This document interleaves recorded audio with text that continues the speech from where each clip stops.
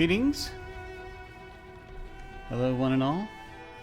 I am Jim, and I'm going to be playing Torment Tides of Numenera once again.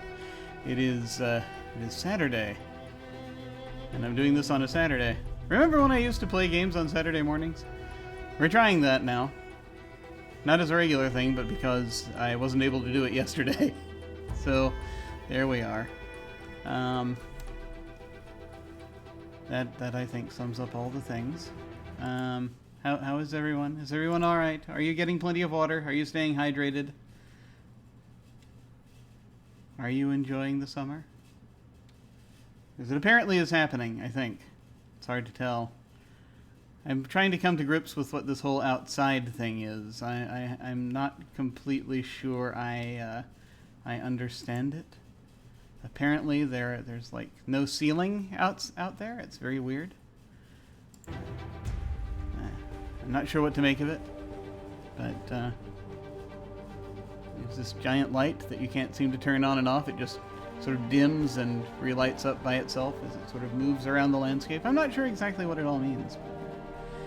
This outside thing, it's very strange.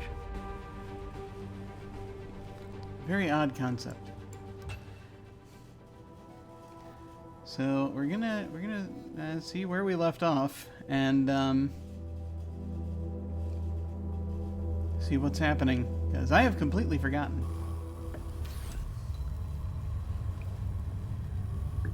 They're disturbingly close up.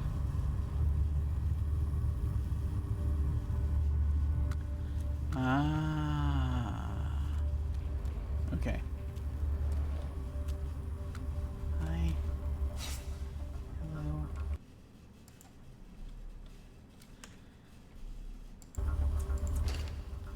I am trying to remember what happened and where we are. Ah, yes, I do remember what happened and where we are. There was this series of things I was trying to do. And I was working on Servant of the Tides. And I ran back to that one place, finding that I had in fact talked to the person and had my title affinity improved. But nothing had I wasn't able to go back to and talk about it. I think I might need to actually have in my party to make that work. So that still means going into the all right. Still means going into another place.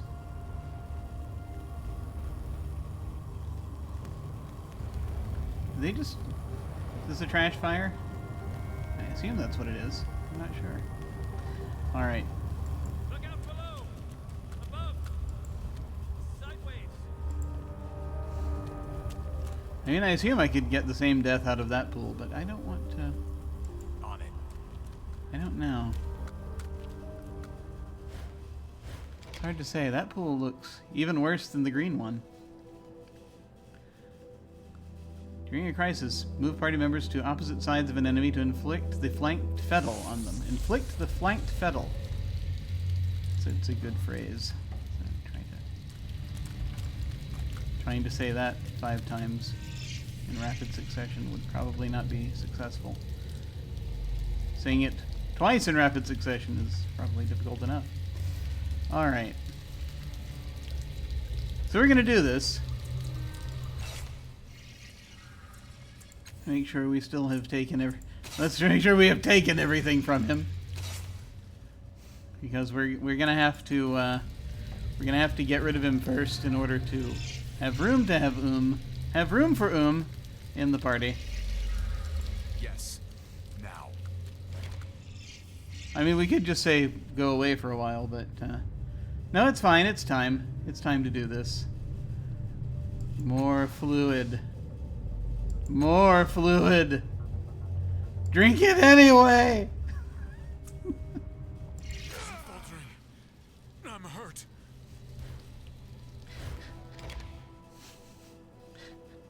It's always traumatic getting into the labyrinth. Inflict the flanked fettle. Inflict the flanked fettle. Inflict the... Okay. I'm ready. Hey. Hey, I'll be back in a minute. I just need to try to attack pieces of my companion's psyche and try to make sure catharsis is happening. They each have names. These are the folks that we pulled out of the out of that vehicle. I will say hello. The ghosts of the Katina are here, coalesced and more solid than before. They look around the labyrinth, and you can feel questing tendrils of thought emanating from the spirits as the machine intelligence assesses its new home. It senses your regard, and one of the ghosts speaks. Come speak with us. We would share our gifts. And I guess this is on talking. I have forgotten if there's a... Sure. Form a connection with the machine. What? Your choices are talk to the Katina's intelligence, form a connection with the machine intelligence, or walk away from the machine intelligence. Just like in life, these are really the three choices that we have, if you think about it. But I'm not going to, so I don't have time to do the mental gymnastics to make that work. There's only so many hours in the day.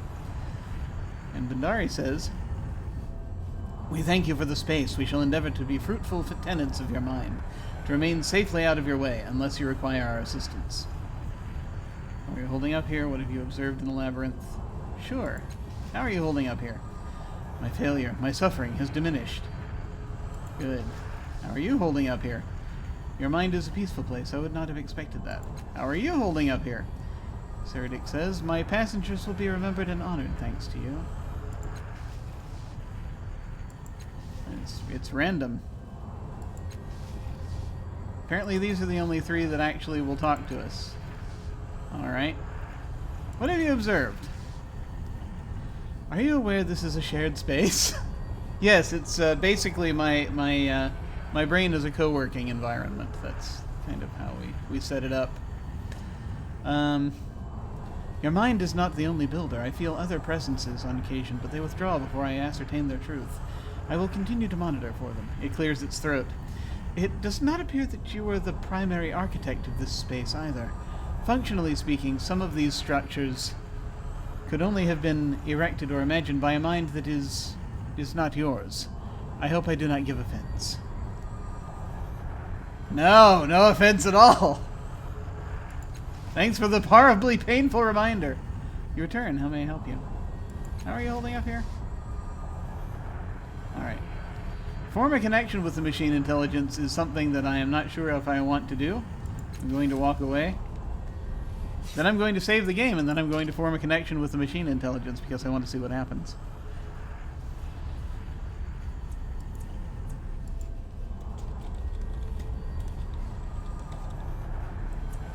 Call machine intelligence.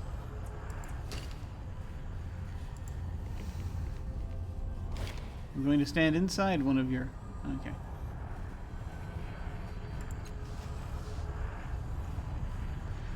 You open your mind still further, and the Katina's intelligence shimmers into being a cool blue grid of logic and structure. It overlays your vision and vanishes, and you feel its calm, assessing strength adding to yours. Okay. Of course. Hopefully that did something helpful. I'm curious.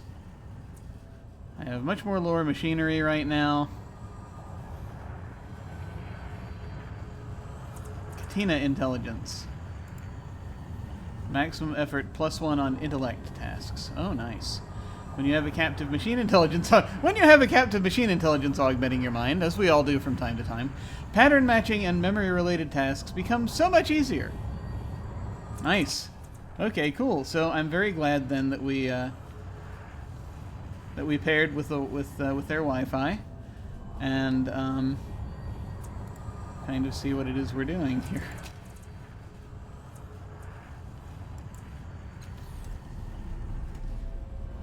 Fine.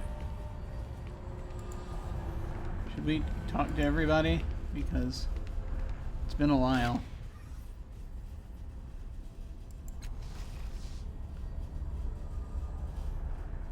Alright.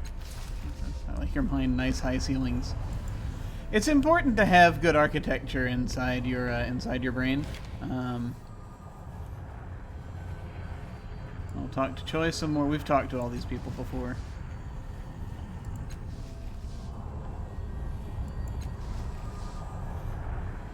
Alright, we're good.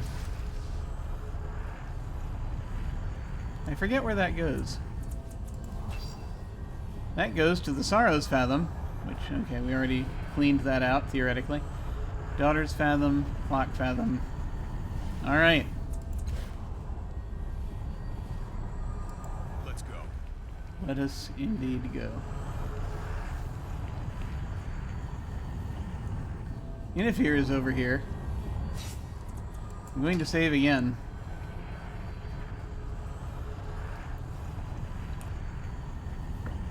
Because I feel as though it might be helpful.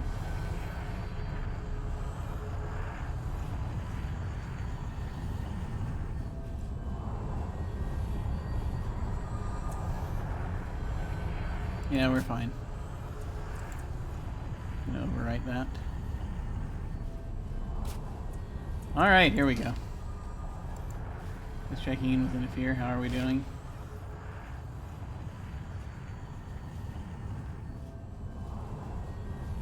Oh, shall we go through the emptiness? No. No, actually that's right. We don't want the emptiness. Yes. The emptiness is not our bag. I think I tried it before and got something I did not want. So there it is. Okay. Here we go. See how pretty the void is? Okay, here we go. It's delight. It's the same one. There we go. Okay.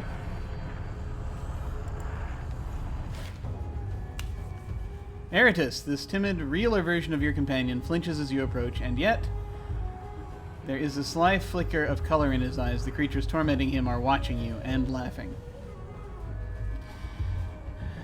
Can't you think of any way we can get those demons out of you?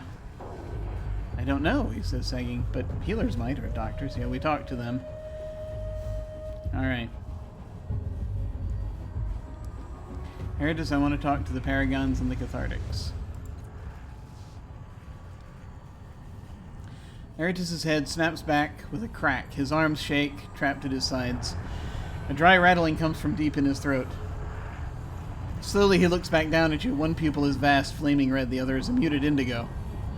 You are speaking with the audience, says countless booming, curious voices from Eratus' mouth. We are not sure why. You should be watching the hero with the rest of us. He belongs to me, not you. He is endangering the rest of us with his antics. I care about him. Indigo Tide. Then stand back and let him fulfill the purpose we have given him. These voices are softer. Then stand back and let him fulfill the purpose we have given him. These voices are softer, slyer, almost hissing. Stand back and be inspired by his suffering. Indigo Tide raised a tiny amount. He was insignificant, now he is wonderful, the first voice says. Stop interrupting the performance, let him find his destiny, we will move on after he is done. Dead, you mean? That isn't good enough.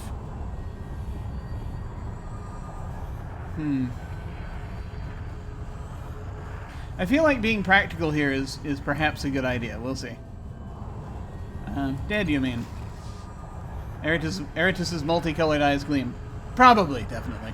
But that is the cost of our blessing, Curse. We do not mean to offend, but there is nothing you can do about it, so leave us alone, or we will make him cut his own throat.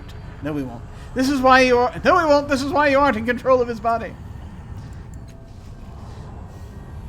The eyes blink out of sync. Know that we are not many, not anymore, but we have claimed every particle in his body. We hold them in our claws. To remove us is to tear him apart. There is a pause.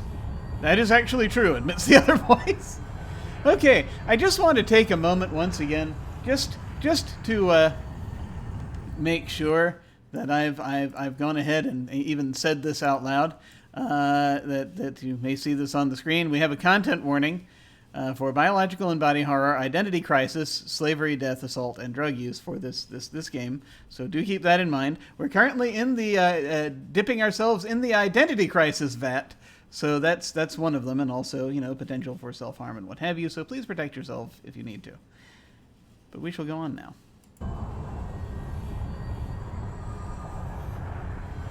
To remove us is to tear him apart. We want to make you an offer, Bargain. Stop interfering with the performance and we will increase the excitement, drama, and suspense. We will make the hero more powerful. The audience stretches Eratus' neck from side to side. What do you say? I don't understand why you're asking me. I don't need my permission. Can't you just leave him alone? Making him more powerful will burn him out quicker, won't it? Alright, make him more powerful. None of us are going to live forever anyway. I'm going to go with this one. Once again, I'm trying to approach this with logic, because that might be their weak point. Might be. We'll see. Actually, probably not. But we'll see. Making him more powerful will burn him out quicker, won't it? Of course, the Paragons say, sounding puzzled, though Eratus' face is completely blank. We weren't trying to hide that. It was obvious to us. The indigo eye flickers. Instead of living for years, the hero will die in months, but he will be more useful to you. The red eye flares. Do we have a deal? Can't you just leave him alone? Impossible! There is no him anymore. If we leave, he will collapse into a pile of fleshy bits. A pause. Actually, we would like to see that. Yes, we know you. Yes, we know you would, but we are running a performance here. The red eye gleams. Will you accept our bargain or not?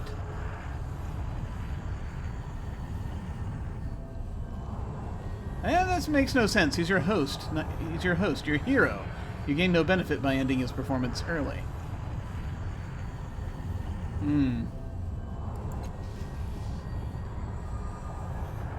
The audience falls silent for a long moment. But you were trying to end his performance pain as well, aren't you? Actually, forget I said everything. Make him more powerful, whatever the cost. No, I need him with me as long as possible. Yes, I want him back to normal. You're not listening. He will never be normal. Boring again. He will die without us. Another moment of long silence follows. We offer you a new bargain, the Paragons say at last. We will recede, but not reduce. We will avoid shouting. We never shout. We were talking about we, us, not you, us. Our apologies. Eratus folds his arms. We will see what the hero makes of himself when we do not guide his every step. Is this agreeable to you? Okay, I guess for a while. Yes, that's acceptable. Done, the audience says together, and the lights in Eratus' eyes sink beneath the man's pale blue, growing cooler. Unbidden, a sigh of weeping relief escapes Eratus' mouth. Now, the Paragons say. The Paragons says, what else do you want from us?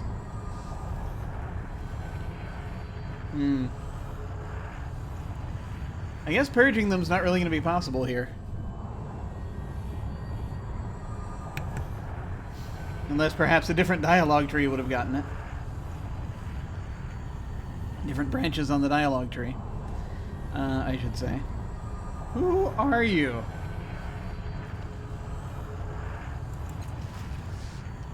Eratus bellows laughter and chuckles softly at the same time. You called us, named us. We are the audience, the voyeurs. No, that's the wrong word, the perfect word. Stop it! You are wrong, and we are speaking now. The creatures in Eratus stretch his mouth to a merry grin. We are the Paragons. We control the body. Our heroes make the world a hopeful place. The smile slowly fades. We are the Cathartics. We lie beneath the mind and guide his thoughts. We do not believe in hope. There is no hope. There are only those that suffer and those that are pleased to watch. Eratus straightens. This vessel came to us damaged, boring, useless, afraid. We are saving him from cowardice, fear, because we are healers, voyeurs. No, we aren't! Stop saying that! Alright. Who created you and for what purpose? We don't know, Care. We were created and unleashed to be entertained, to watch and punish. That is what we do. Yay, Blue Tide. Why are the Paragons dominant over the... Actually, okay, I'm going to ask first, how did you meet Eratus? Interesting, infuriating question. Do you want the long or the short version? We prefer the short version. We aren't asking you. The long version, please. A long time ago. Oh, God, here we go. We were part of a greater swarm, the Paragons say over a multitude of minor groans. We were not limited to single heroes. We blessed armies with our voices and sent them against each other to entertain and inspire the world. The Cathartics grumble to themselves.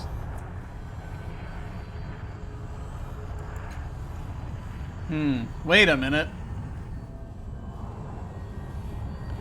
We blessed armies to our voices and sent them against each other to entertain and inspire them.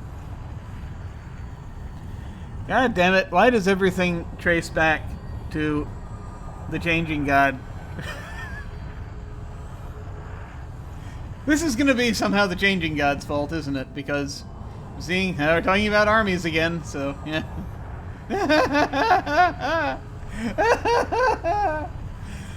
We filled the world with hope and excitement, but all people talked about were the dead bodies everywhere. We aren't sure why. Yeah, why focus on that? The Paragons sigh. Our heroes were hunted down and destroyed. Our swarm was tampered with until we could no longer reproduce. Then we were sealed in a dark place until our hero, your hero, found us. The Paragons beam with Eratus' face. It was his destiny. What are you having at? Why are the Paragons dominant over the Cathartics? Let's see if we can get them arguing. Because when the Cathartics get a hero, they throw it off a cliff or into spinning blades or a volcano just to hear it scream. Lies! Lies! You have done all those things and you know it! Great. Okay, I want to talk to Eratus again. I'm sick of this. Be our guest! Eratus flinches, and the light of the audience fades from his pale blue eyes. I couldn't hear anything, Eratus says, shivering. It was like I was dead. He chews his lip. But I feel... He takes a breath. He feels calmer out there. I'm not in control, but he is. Eratus trails off in confusion. I'm not making sense, but I feel better, safer. Whatever you did, it helped. Thank you. He even manages a slight smile. What else do you need from me? We're just going to bounce back and forth between the two of them for a while. Farewell. Alright, so that didn't get rid of him. Darn it! I thought I was going to have a slot open. Let's find out what's happening now. Did we actually end that quest? Is that what happened?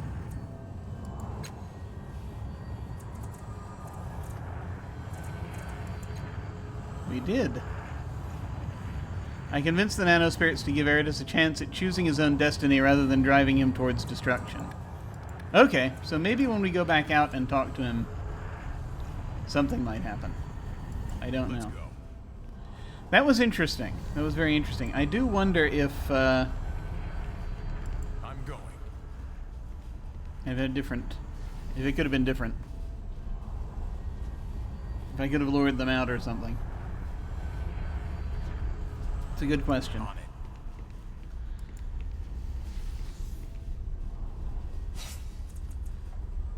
We're going to save again.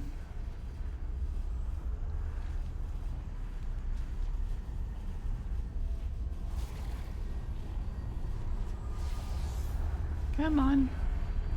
Come on. You can do it. We'll get there. Alright.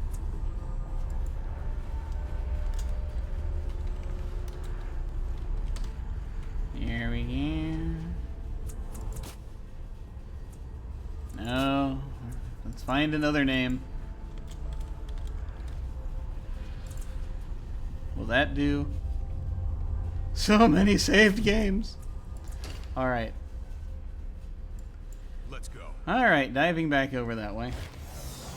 Ah! That looked different this time. There was like a big flash of light that I haven't noticed before.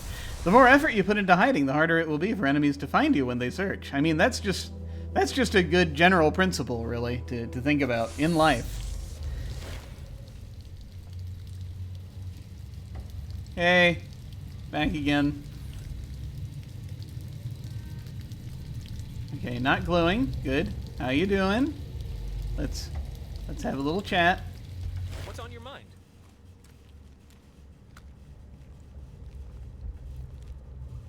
I spoke with the nanospirits inside you. Do you feel any different? Huh? Huh? My ideas don't feel as shouty as they used to, he says, thinking hard. But other than that, no.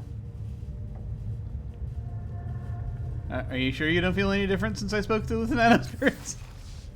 I think I'm still me, and that me hasn't changed.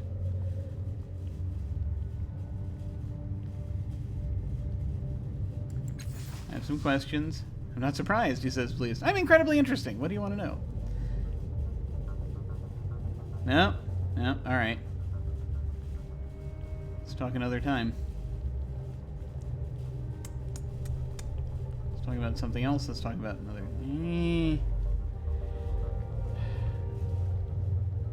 I guess that's all we have, really. So now we have... Okay, I have this little conundrum.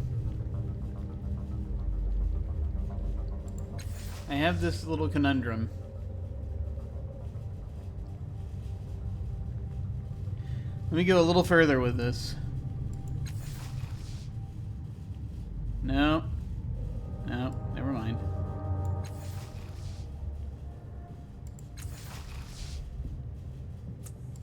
Yeah, these are all responses we've had before. So, given the situation,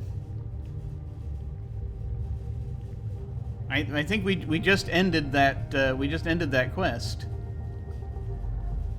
and now he's with us, which is fine, great. Doesn't really end his story per se, and I have to wonder if perhaps I should have tried harder to do that, right? When I was talking to them, I'm wondering if I should try a different dialogue tree or something. The other thing being, we could. I mean, this is fine. I don't know if I want to go back to speculatively just to look at that necessarily. I mean, I do, but I don't. It's hard to explain. Also, at this point, I need to make room and get in so that we can, so that I can converse with and find things out. So I could just send him away for a while and then summon him back later. That probably, I think every time I do that, that does hurt the relationship. Probably.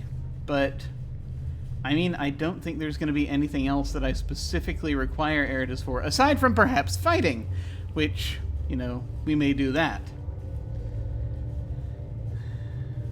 Yeah, I mean, we still have, that's the thing, is that we still have Tiber. So yeah, I think that, and after we resolved Tiber's arc, sort of. So, yeah, I mean, I think that we are at a good point to just sort of send him off. And then maybe call him back later if he's, you know, and see kind of how that does.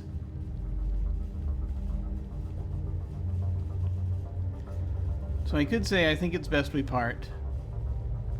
And then go in and get and try to get further try to figure out the tides thing. Because we're going to have in the party in order to do that, I think. So we'll do that for now. And hope for the best. I am curious. I am really curious.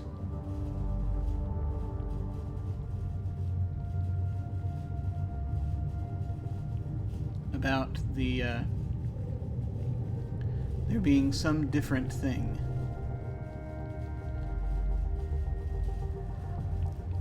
Basically when I'm not applying it with logic, when instead I'm doing stuff that'll probably end up giving me, going down the gold path, right? Which is not necessarily what I want, but which might have the necessary results, right? Necessary results? What am I even talking about? I didn't even know.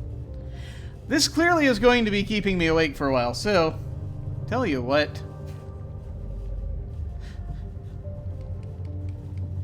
Yeah. I'm gonna go ahead and do that. Oh, well, if you need a hero, come find me. Where to next? He puts his hands on his hips and surveys the area. Still looking around, he says, "You probably won't be able to find me again, you know. My adventures will take me everywhere." I've got a way to contact you if I need you. Farewell. There's an adventure waiting around me. I can feel it. Okay. Now.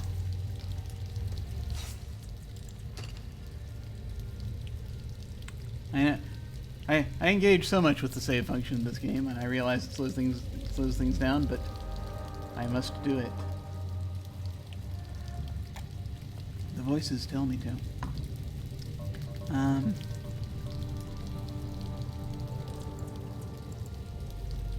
Let's see.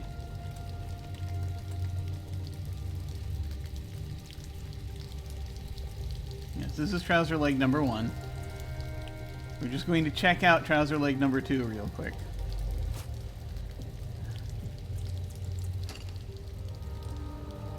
So we check the various trouser leg, the trousers of time. See what happens down the other leg. Because I need to see. I must see the alternate timeline. It's important.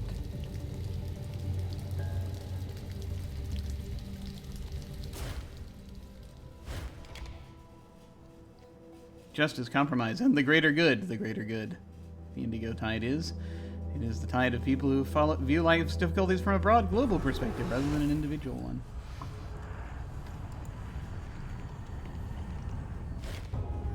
Okay. So once again, we try this talking to the Paragons and the Cathartics.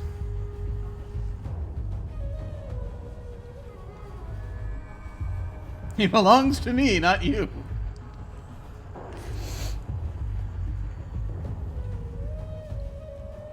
Okay.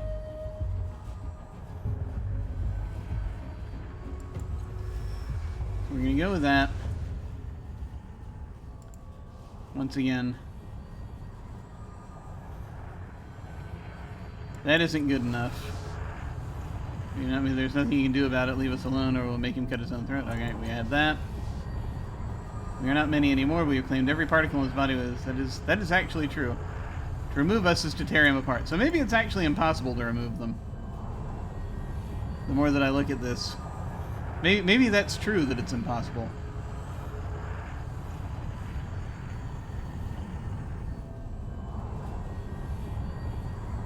This isn't actually going to go anywhere. You don't need my permission. Just see what you choose.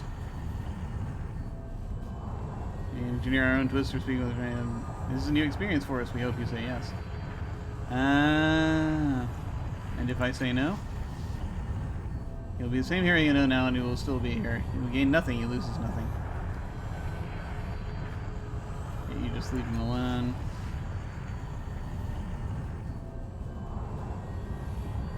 Alright, yeah, there's actually... There is no other direction we could have gone here.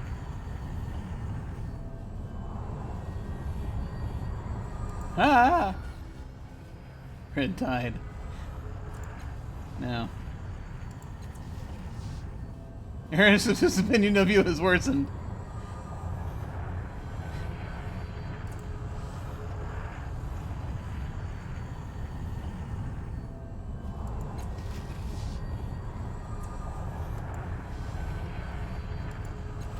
All right, so yeah, we're not we're not going to do that. That actually, yeah, okay. So there wasn't anything there that would have gotten rid of them permanently. So I feel better about that now.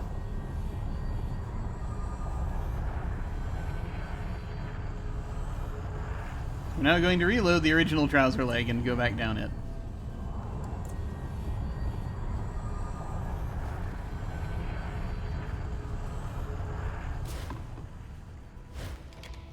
The red tide represents passion, emotion, action, and zeal. It is the tide of people whose goal is to live in the moment, to experience life to its fullest, or to follow their heart wherever it leads them.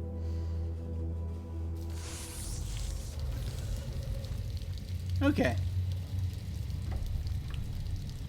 Oh, that's cool. Let me see how I'm doing right now. If I have any things on me right now. Do I? Do I? I don't know. Okay. Okay. Well, let's take another dip.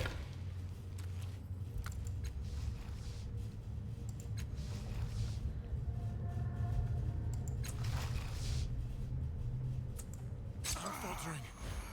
I'm hurt. All right, back into the labyrinth we go.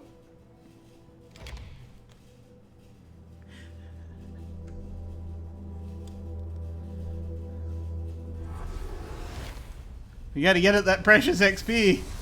It's vitally important. Those precious eeps. Want to come? I opened up a space for you and everything. It should be waiting for you in the outside world like before. You know, I could have just summoned it using the sphere, I've just realized. Go. I didn't have to kill myself again.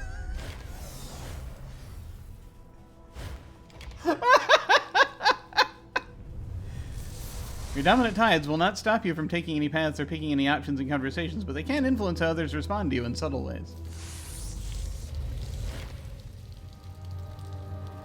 Hey, okay, sorry, that was just needed a quick nap. Hello,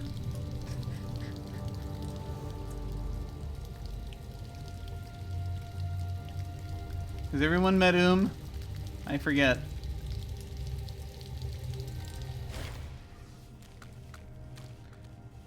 Takes a moment to look around, eyes widening, contracting, and widening again. It says at last in what it feels like interest. I have some questions.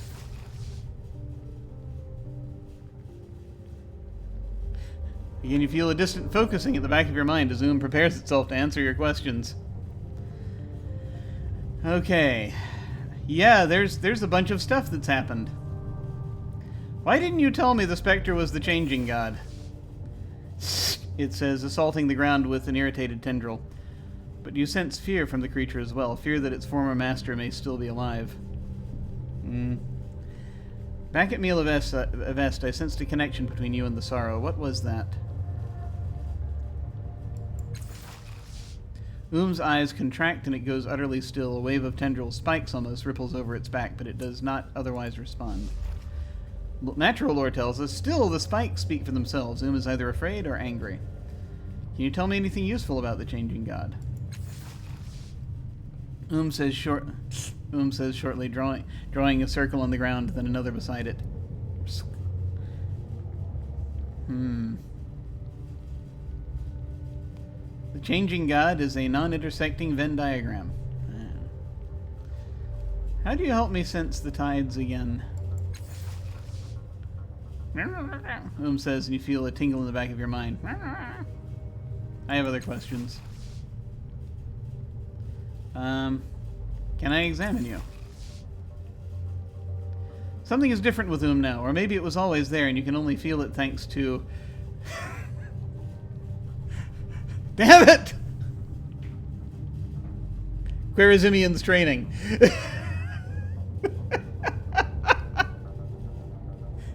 Man, these names, I keep forgetting.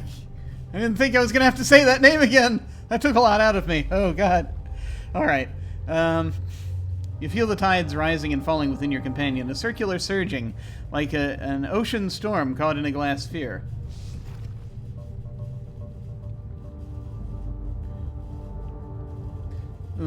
Why are you showing me your past? It traces 5 interlocking circles on the ground with a dot at their center in gleaming liquid on the ground, but it does not otherwise reply. Huh. There are 5 tides, I think, right? It's red, blue, gold, silver, and indigo. Those are the tides? Is that right? I think that's right.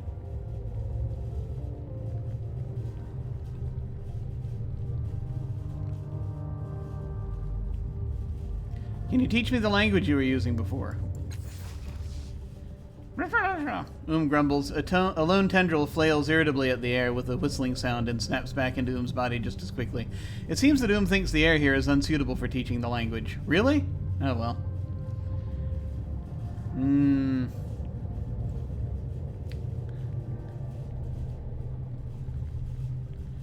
Align yourself with the tides raging within Sure! Ah! It blacked out.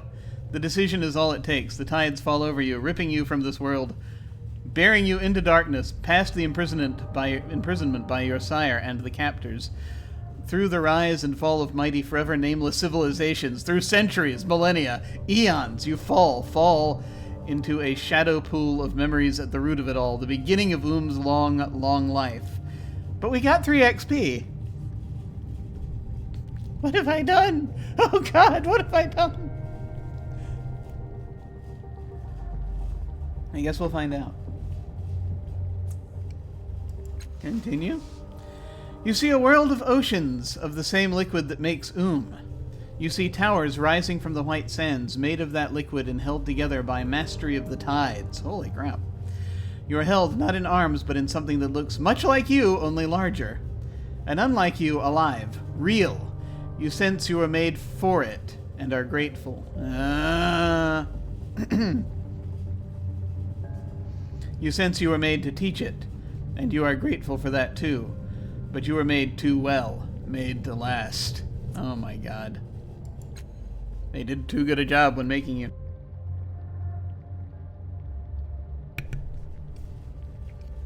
Eventually they discard you and others like you. You are obsolete, and that is still your greatest shame even now, but you live on, and worse. Understand what you see. Ruin comes to your small world, decay, war, the towers fall, and when the end comes, filling the skies, the oceans boil, and the gore-splattered sand fuses into crystal. The moon burns to a tarry black. The memories fade, leaving you in darkness, but your thoughts slowly return to you.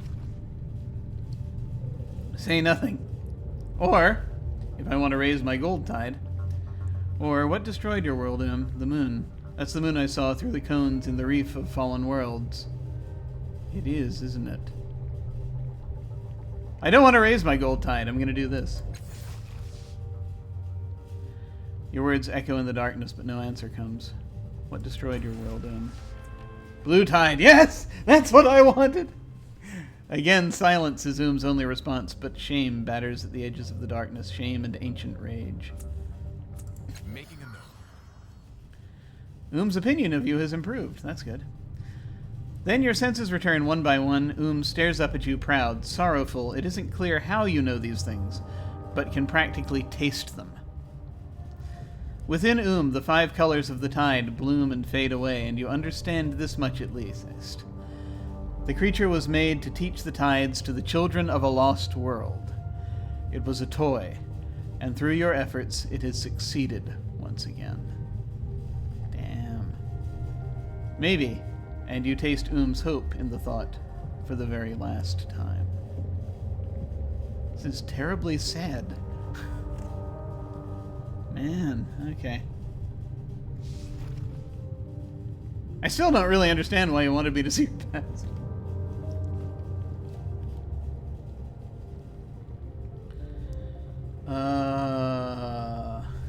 Can we pet Let's pet You pat again.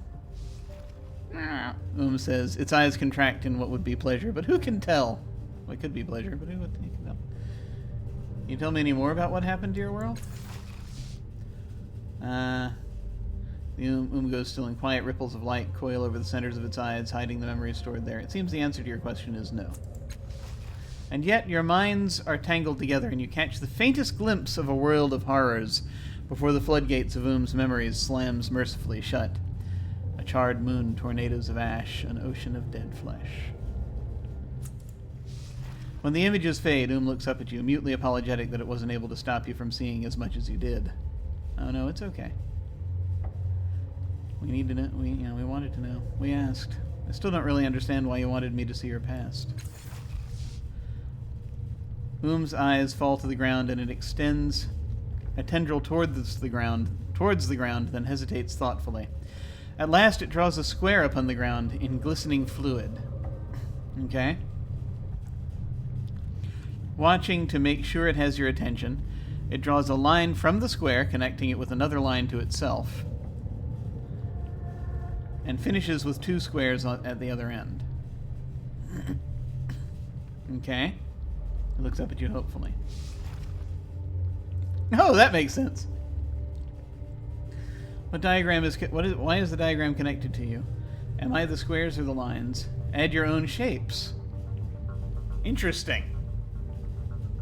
Interesting.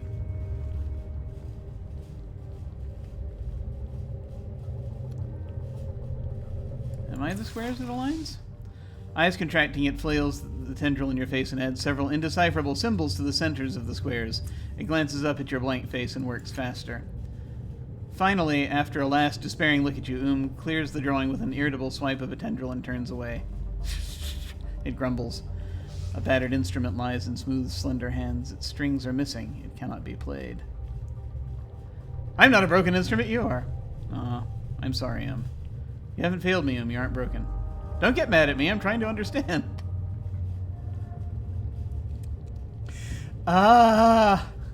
It's terrible knowing which tides I'm going to raise because it means being meaner. It hesitates, then pats your foot with a tendril before slicing it along the ground in an irritated line and sucking it back into its body with a plup. I feel like I could have learned more from that.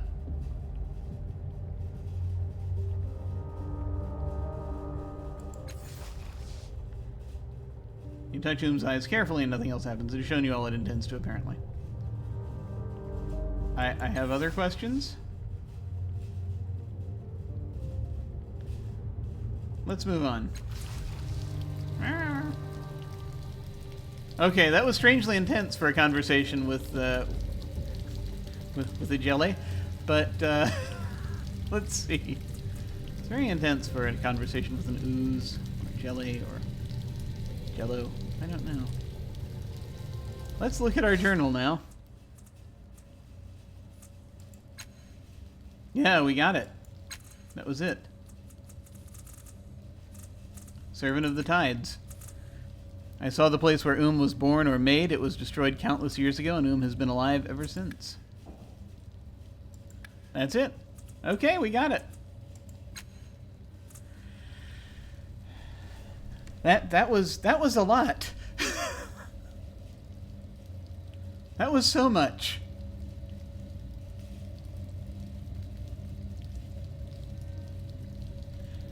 And I also wonder once again if I could have learned more.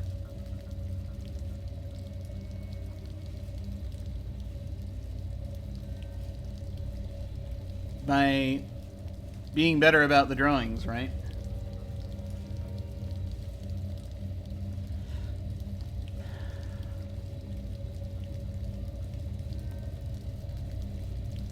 It's interesting. Or if I should have added more to it. Or maybe we never would have understood. Maybe it would have been like that other conversation with the Eratus's other side. And just resolved that way. I guess on the one hand, you know, it's actually kind of cool. I guess I just sort of assumed that we would be sending people away when we finished the quest lines, that they would automatically end up going away. Because of what was happening. That everything would terminate in them going on their own way, on their own tracks of life or what have you. But the fact that they actually can stay with you afterward is interesting to me. Because it means, on the one hand, I was looking for something that wasn't there. And on the other hand, it means that the game designers aren't absolute bastards, and they will actually let you still have companions after you've sorted things out. So that's good.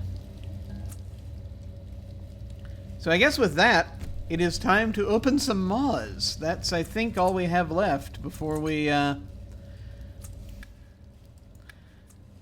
Yeah, to do in this place. We gotta find a maw that leads to Anchorage, Alaska? Not Alaska, sorry, probably. And Anchorage, not that Anchorage. Preservation of beauty. Yeah. We gotta decide if I'm going to go toe-to-toe with the decanted. Or if I'm going to just go ahead and do some sort of recruitment. And the newborn maw.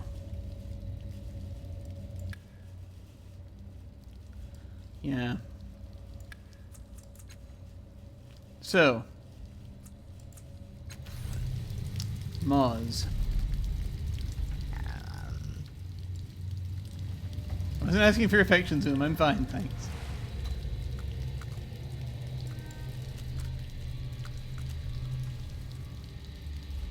Yes. Yeah, we'll let hang out with us for a bit longer. We may swap back out with Eratus, possibly, sometime soon, so we can continue to have a beat stick with us, basically.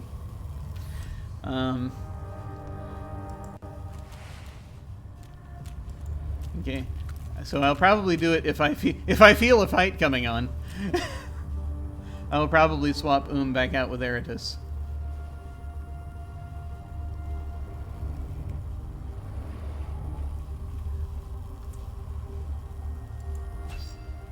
So, the maws. We've been to the maw in the old slave block. We're fine there. Sunderman and Sunderman. I keep think. Is there something I should buy? I was remembering there was stuff that I thought this will come in handy, and I've utterly forgotten whatever that is. I have 1,200 plus shins. So I could purchase some things. Might be helpful to have provisions of some kind when getting ready to do this.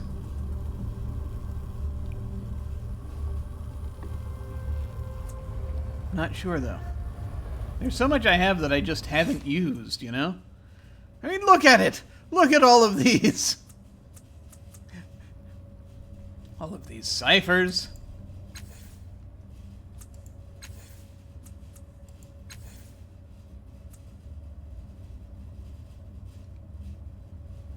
Yep.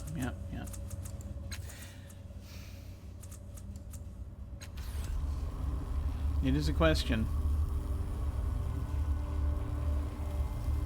Yeah, I never really looked down here into this chasm, but there are apparently like dwellings down there as well. That's cool. Look at it. Looking down below there. Okay. But that's not what we're doing right now. So. Right, things to think about. So. There's the maw in the Kyurgeon slump. And there's the maw in Little Niliesh. I think we could probably take care of the Kyurgeon slump a little faster because we've already got the banner. And bringing the banner back might then convince the dude to go stand by the maw and let us use him to open it. So that I think will work.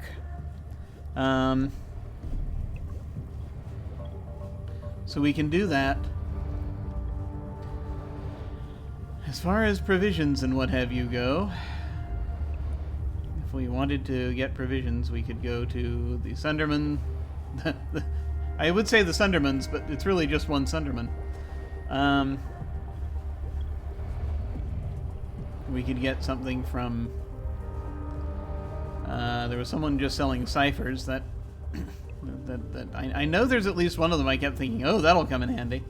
And I didn't buy it. I'm not sure. Well, let's not worry about that then. At least not now.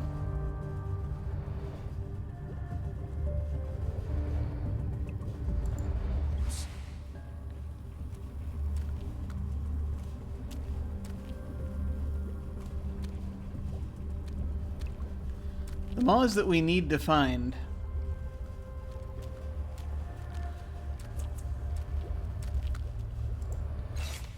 We have to find one that leads to the trade post, and we have to find one that leads to the anchorage. And so, theoretically, one will lead to one and the other will lead to the other. I don't know which is which. We will find out. I am going to save the game again. Before this momentous decision is made, and also while we're standing near a merchant, so that, you know, we can get more stuff if we need more stuff. Kind of see how this goes.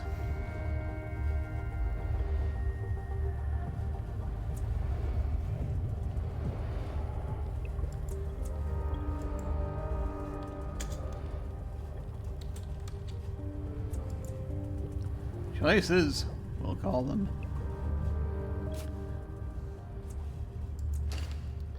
Also, just in general, should I re-equip? What am I using for my weapon primarily right now? This is a light melee weapon. It's an artifact. It does 4 energy damage and 4 physical damage, plus 3 damage per effort applied. Maximum of plus 12. That's good. Plus 15% on weapon attacks. This is an improved transdimensional scalpel that does 9 transdimensional damage, but uses speed instead of intellect, which is, I guess, kind of one of the issues here. Wait a minute. Does the... This is interesting. Have I been reading this wrong the whole time? I have. I was so used to World of Warcraft item, the item color chart that when I was not thinking.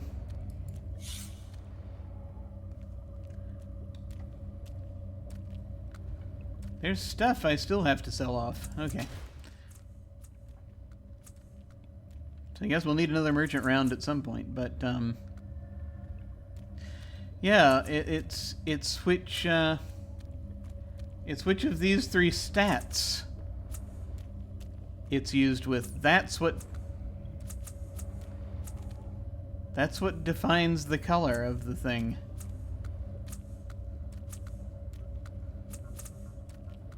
I cannot believe I have only just put that together.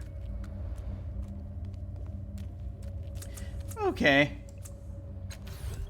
Well, good to know.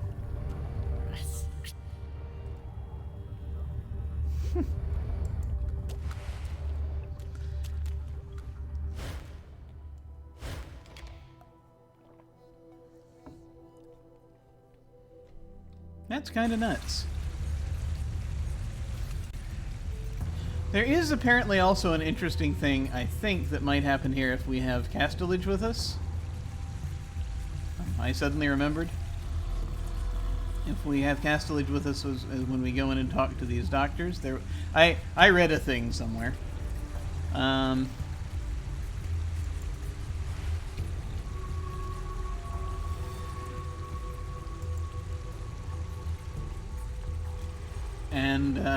that might be another reason to swap out with someone.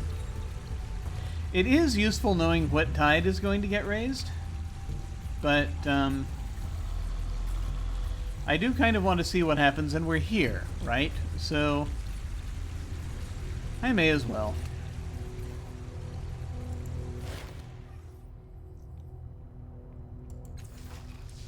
I think we should part for now. Glowing eyes contract to brilliant points of light that momentarily blind you. When you blink again, it's gone.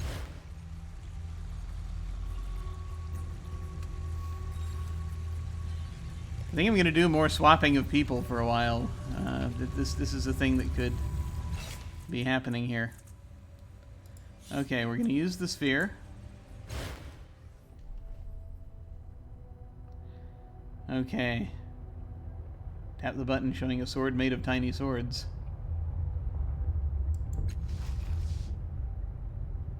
You poke the button and hear Eratus' voice within your mind. I wonder what would happen if I dueled myself. Okay, that's Eratus.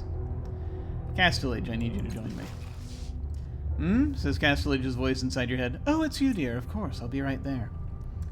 This should be useful. My thanks. With a soft pop, Castellage appears beside you. Put the orb away. Hi.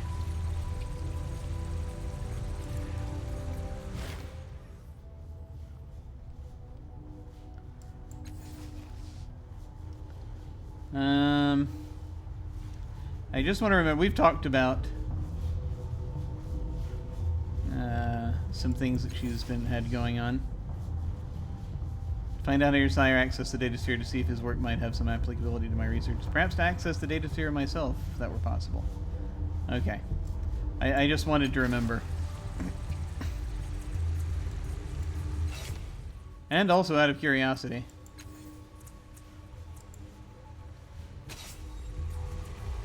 Castellage is tier 1. That's the other thing, is that we end up with a tier 1 person, and it's like, ah. Alright.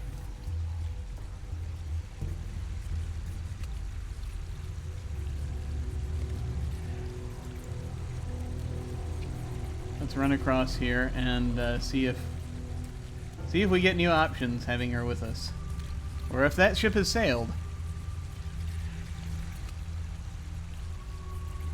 Stuck up there, are we?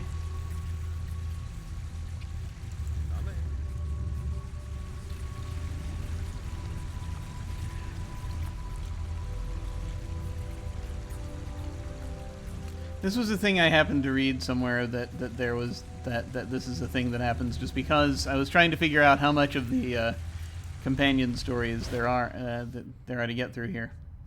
Oh, welcome back, Nimue. Wait, to grab your hand, bumping it furiously. Oh, you returned. I hope something is wrong with you. Which I mean, I hope that we get to treat you. By which I mean, of course, you're fascinating. Just fascinating. Castellage's voice is as warm as you have ever heard it. The good surgeons, how fare your adventures in art?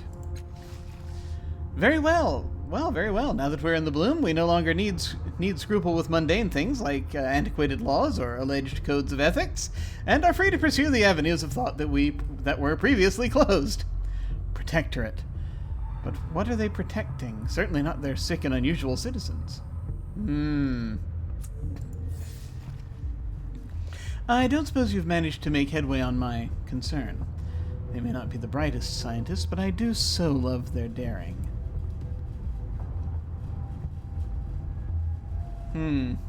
Let them continue. Not yet, alas. Other matters have come up, other avenues have opened, other possibilities have beckoned. He smiles again. That's a response for 3 of you. There are so many possibilities here. If only we could find another dimensional husk, or perhaps make one. Yet not one answer for my possibilities. You've had years, and we fracture through time. My sister's voices grow louder, and I grow louder in their minds as well. The situation is becoming intolerable. I must know, can you find a way to sever us, or can you find a way for us to integrate ourselves smoothly? Have you researched the data sphere as we suggested? Should that avenue prove untenable, I believe we might be able to achieve a severance from your sisters. Indeed, I have prepared an injector that can mute the influence of your sisters on your mind.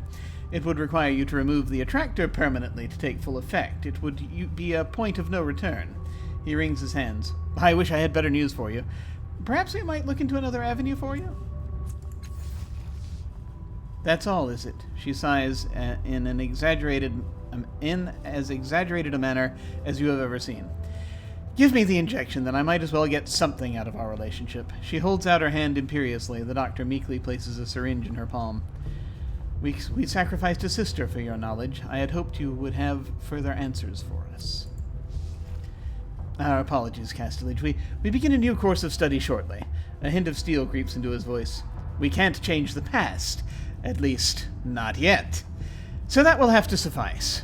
His warm tones return. Now what can we do for you, traveler? Nope.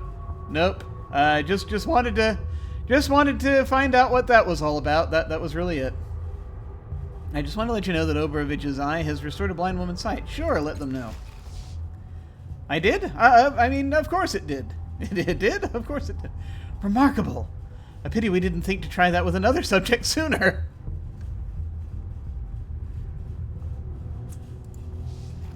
Indeed, he bows. We have our nigh unbreakable guarantee of the efficacy of our cures.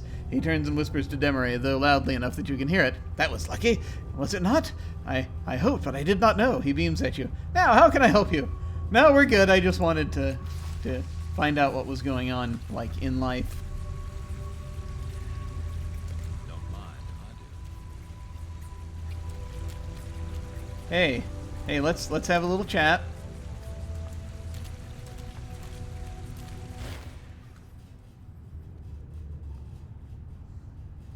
How you doing? I adore you. I can't say it more simply. Aw. Talking about you again.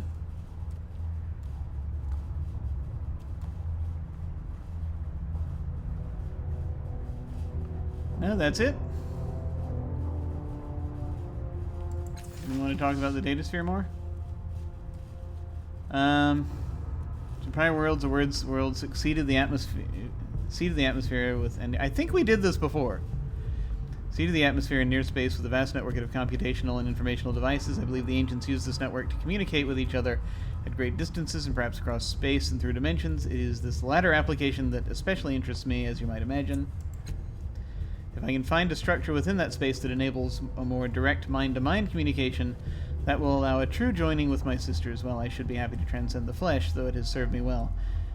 But is such a thing possible or even advisable? These are questions I have not found answers to yet, if such answers even exist. Okay. Okay. Yeah, these are all things where we're asking again.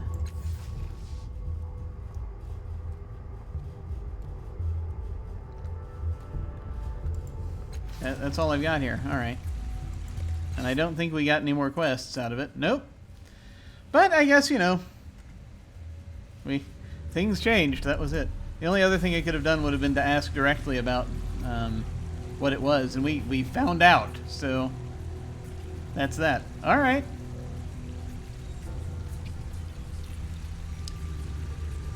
Well, now that we've done that,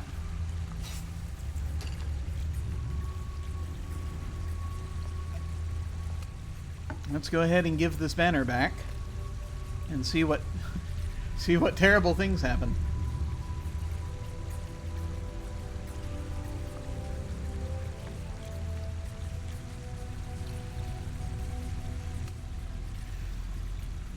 I am wondering if we should keep Castilage with us, or if we should just go ahead and summon Eratus back,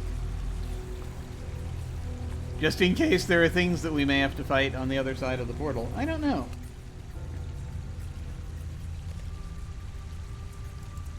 I do not know, which is why I'm saving here. It is Maw time.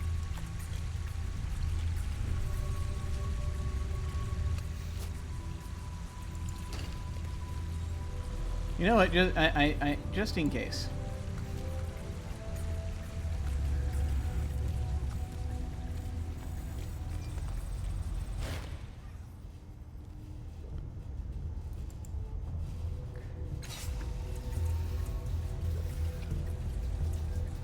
Quickness.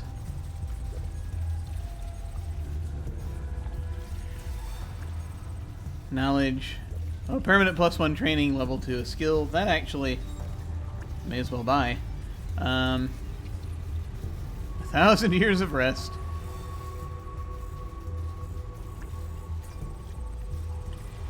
Impure essence.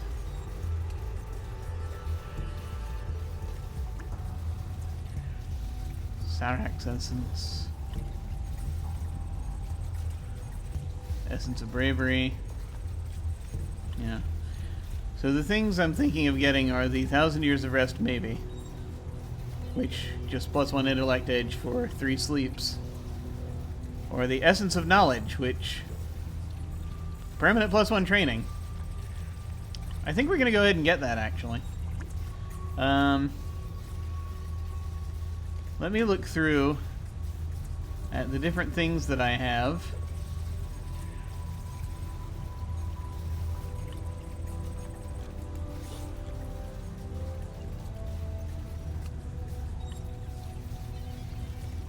So this is a thing that we might use, so I'm not going to get rid of it yet. This is a heavy cinder block with a protruding lens that retracts and extends. It releases a brilliant flash of light whenever the button on the side is pressed, and strange images form on the block. Oh yes, no, I know what that is. We're going to sell that.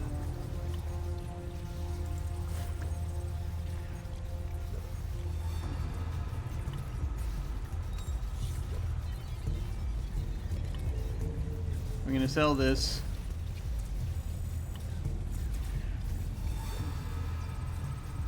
We've done what we need to do with the mirror casters, but I'm not going to sell them per se. We have a feather cloak that we're still holding on to for some reason when we've swapped it with a spirit shroud.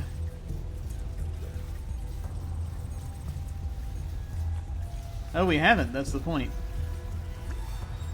2 resistance, and when damaged, I get plus 15 evasion for a round. This, on the other hand, plus 20% movement speed.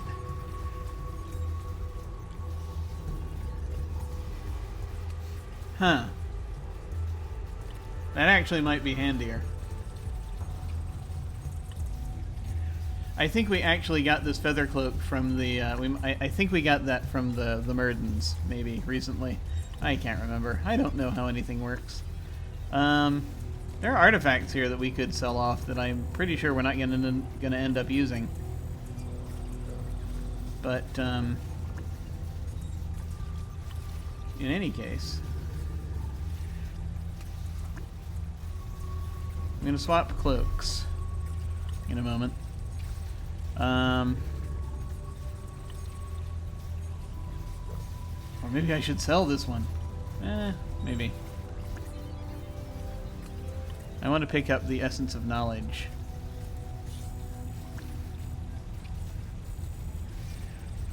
Oh, this essence was put into a device to be placed over the eyes, where it injects a reddish-brown liquid into the retina. That's awesome. This gives one the ability to perceive the world with another, apparently more learned perspective. Previously unknown knowledge of the Ninth World will be available to whoever consumes this essence. Unfortunately, the effect is merely temporary and leaves one with a rather persistent and hard-to-scratch itch on the corneas. And our mystical lore tells us, in the Aldea of Warum, knowledge was power. Nestled upon an ancient subterranean library, the Waramites spent their entire lives dedicated to excavating all manners of lore from its depths.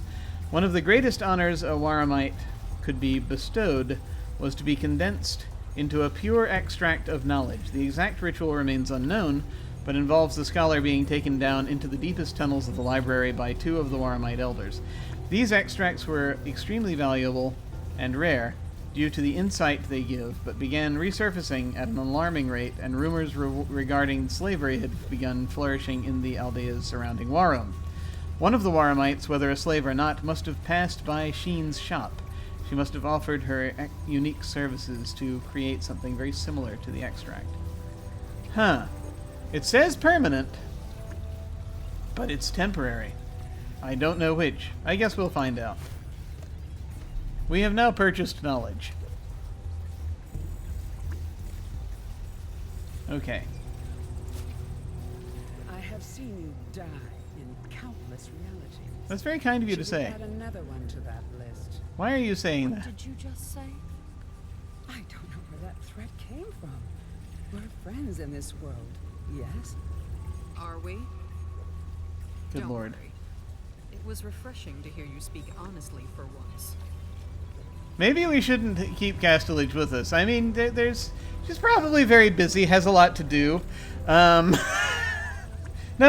need to detain her any longer, I think. Now that we've seen where that is.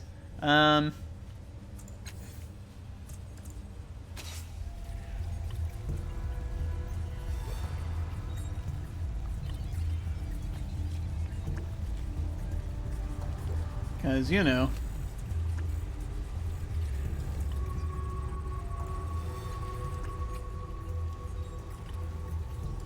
Fine. So that was interesting. I was gonna switch cloaks. That's right. I got distracted. Okay, this is the cloak we are currently carrying. I keep leaving that open. I should just put something in there. Another bonded item. Alright. We're gonna switch to the feather cloak. Ah! There! See how that does.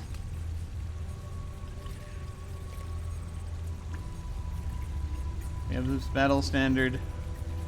We have this jar of iron wind. We have Tiber's ring. Tiber has Tiber's ring, I would assume. We have God of Finding from Rim. Rim. We have a black metal frame. I have no idea what that's for, or why or how we got it. But no matter.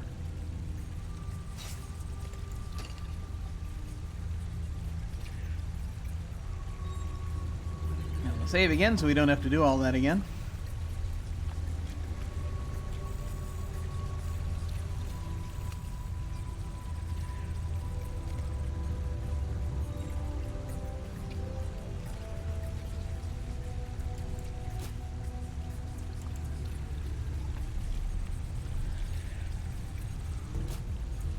Okay.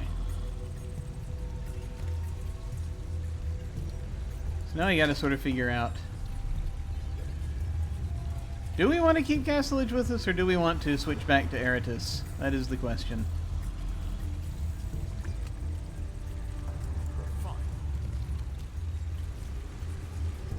Because, I mean, Castlage would you know, is a nano, I'm pretty sure. If we wanted to think about party balance, haha. I am a nano. Matkina is a jack. Tiber is a jack. Castlage is a nano. So we have two nanos, two jacks. Eratus is the only glaive companion you can have, and so that's why I was thinking about sort of bringing him back again for the various things that he does. Martial though they may be. This is a good question. Who would the most useful person to have with us be? I think Eratus also had leveled up at some point, so probably would be helpful to have someone higher than tier 1. So we're going to try... Yeah, I think I'm going to go ahead and... This curiosity is at an end. She sighs. Well then, farewell. For now. You won't be gone long. Yeah, no, we're good. You guys won't be able to find me again, don't you? I won't be staying here, that's for certain. I've got a way to contact you if I need you.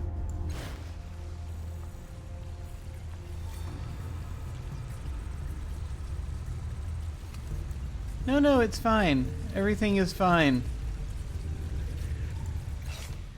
It's absolutely fine.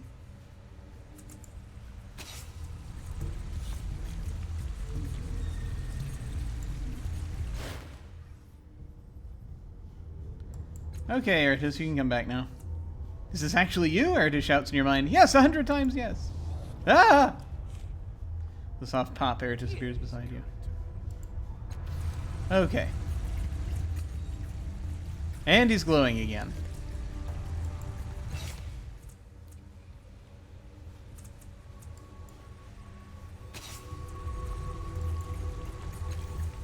See, he's tier 2 at least, so that's helpful. Okay. Ah.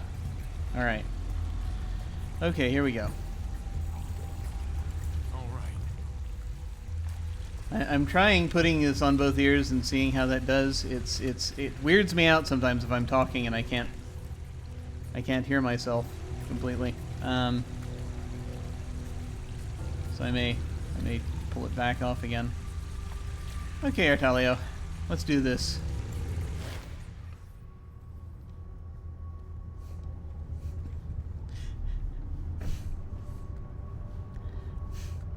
If you won't sacrifice yourself to the Maw, then I need a scrap of hair or some of your blood. I can't remember why. I think you're missing something. The conversations around the slump die down. Artalio's soldiers look at each other, at their commander, and at the standard that Artalio takes from you and unfurls. He unfolds it reverently, momentarily taking his eyes from the Maw. The standard is stained from the Murden's trash heap, bloody and torn, but he holds it as if it were an infant. His face and voice lose their ironic, cynical edge. I'm in your debt, Castoff. Truly I am. Name your price. By the gods, I never thought I'd see this again. Never imagined I'd care, either.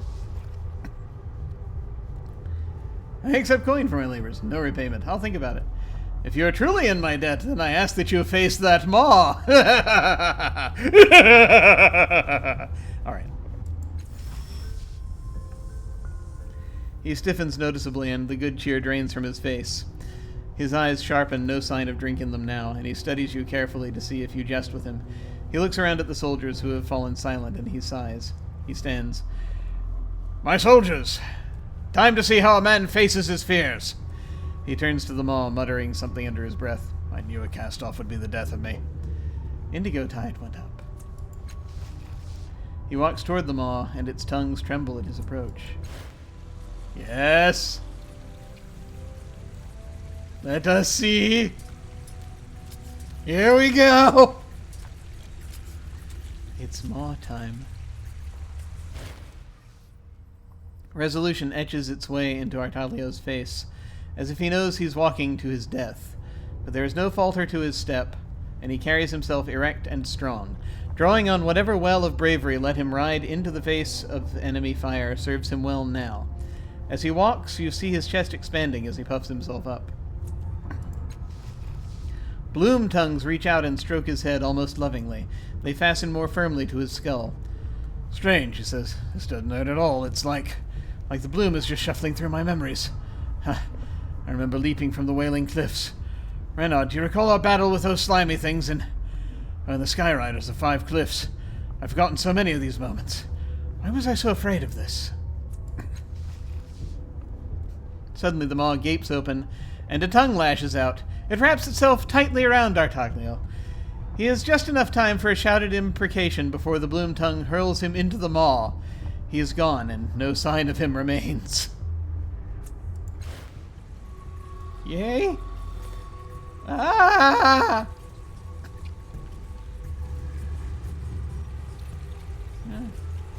Well, the Maw is open.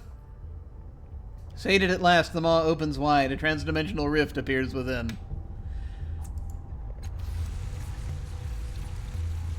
So, you folks need a new leader.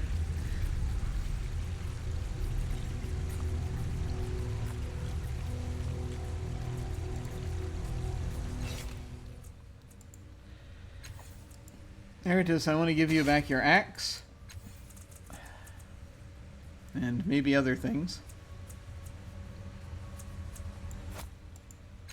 Let me see. So you have an axe.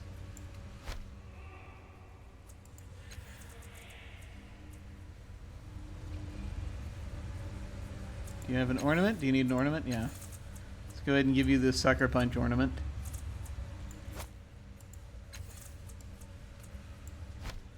So that you can use that. Anything else? Are we good?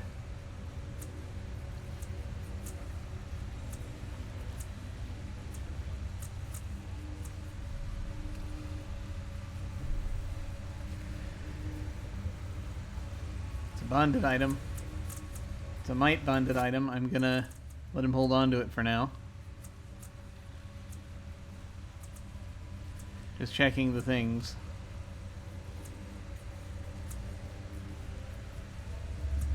Yeah, that's it.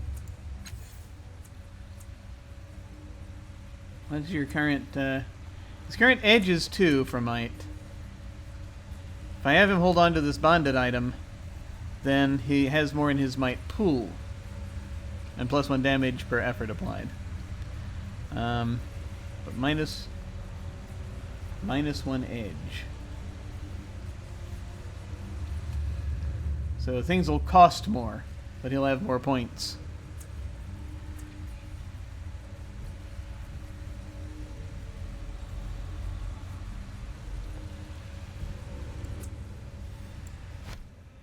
So we'll give him that for now, and we'll see how that goes. Do I have any other bonded items that I just haven't used that I should use? Because we're getting close to the...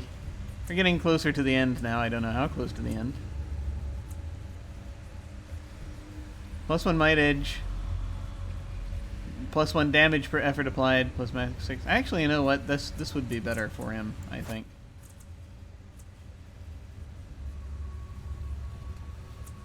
Or would it? I could use this for me. It would be -2 to the might pool. Let me see what else I have. Kyurgeon Sphere. That heal. This actually would be a better one to hold on to for me.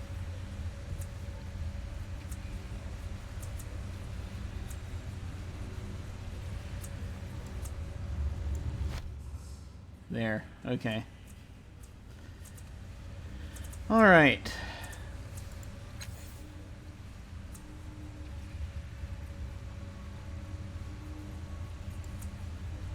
See, he only has room for the one. Which would be +1 to his edge, +1 damage per effort. But -2 to the pool, so he'd have less he'd have less he could do.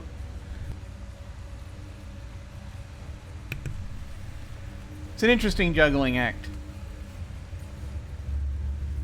Unless he'd have to spend overall. This might be more efficient. So we can try that. We'll see. We'll see how it goes. If both of them would, of course, be a different thing entirely. And maybe if he advances again, we can unlock the second one. I don't know how that works. I forget. But anyway, back to this.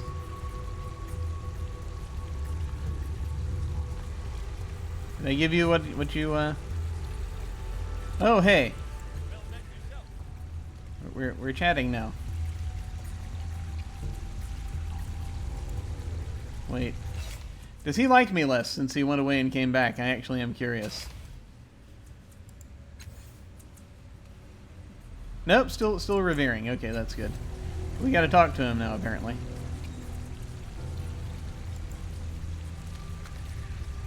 What's on your mind?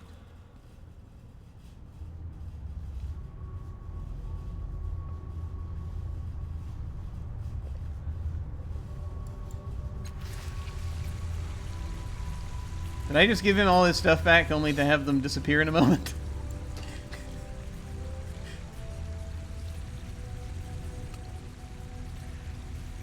I was going to wait and save after I talked to him, but maybe it's going to be, yeah.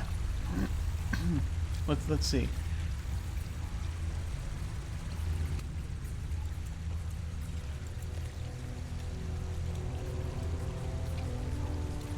Just having a nice little chat while hanging out in front of an open maw.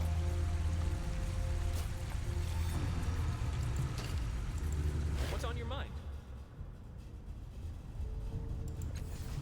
Feeling different? I think I'm still me, and that hasn't changed. Yeah. What did you want to talk about? He wanted to talk.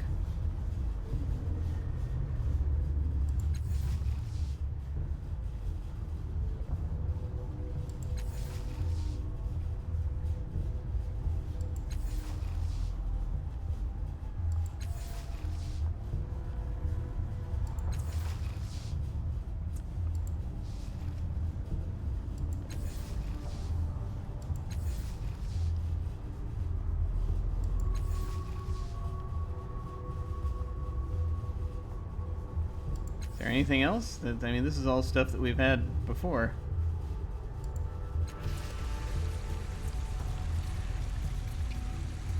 Like, it says he wants to talk. There more danger? So be it. What's on your mind?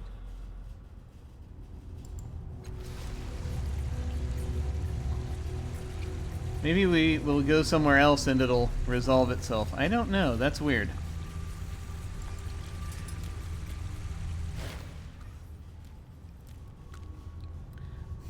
Alright, so you shame our commander into destroying himself, he spits. A typical cast-off trick, that. Play on pride, play on duty, and use that to destroy a normal mortal. You're just like the rest of your kin.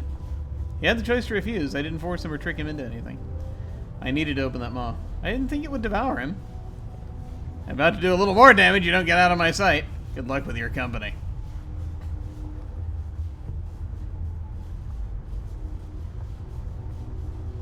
Which of these things shall we say? Yeah, he had the choice to refuse. Aye, but the end result is the same. He's gone and we're leaderless. And it's because of you. Leaderless. Aren't you his second? You're the one who stepped up to defend him. You're the one who's ready to discuss the future of the troop. The irregulars already have a leader. Snap his neck. Crush his throat. It's particularly foolish to question my actions. Me? You kill one captain and think to install another? I haven't even talked to you, Reynard, but I see how the others react to you, provide it with a center. Even now their eyes turn to you for leadership. I suggest that you take your troops and find employment elsewhere. Make the irregulars a proud fighting outfit again. Actually, maybe I should get rid of you right now.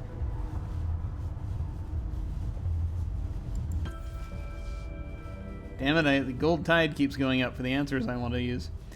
He considers your words, and you can see tension easing from his shoulders. Aye, that they do. There's no point in throwing away our lives on another cast-off's whims. He breathes deeply. Fine, you have the right. And D'Artaglio did his duty, and you had the right to ask that of him. He pauses. We have no quarrel with you, Castoff. He turns and begins barking orders at the assembled soldiers. They fall in quickly, cleaning and organizing their encampment. Look sharp, get your gear in order, Private. Alright.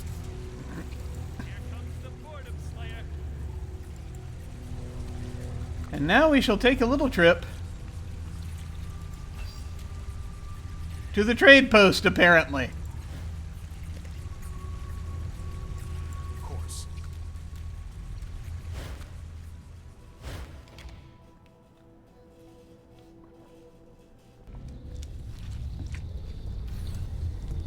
Remember that. A scene of horror lies before you. The walls and floors turned against the inhabitants of this chamber, opening toothy orifices to drag them down and devour them. Judging by the half-devoured wagons and other debris, this was a market of some kind, or a trade post. To your left, across the room, is a massive slumbering maw. Its mouth gapes open, and a portal shines within. Fabulous. Oh, you know what? Yeah, I did forget there was a thing I forgot to do. A mouthful of thorny fangs gapes in the floor. It's dormant now, but the teeth are wet with blood.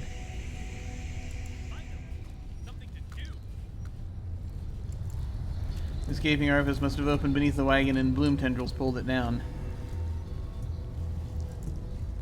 Behind the massive glands that block the doorway, you see nothing but solid flesh. This chamber has been cut off from the rest of the bloom.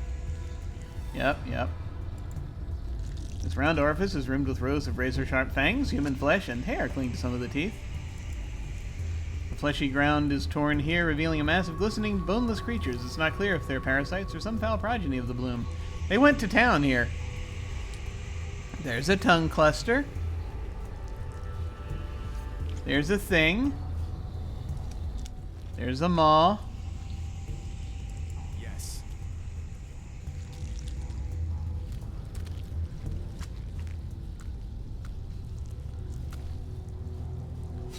So before we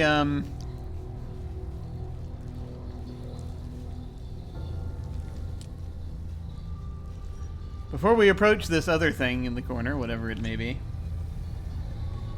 let me actually also really quick check something. Occasionally you have things pop up, and I just want to see what I have popping up right now so that I will have it in front of me. There we go.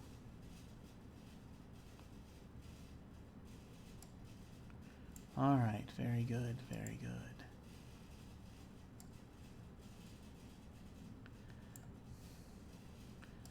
Okay.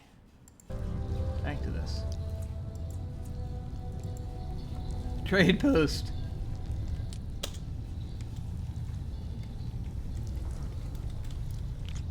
X trade post.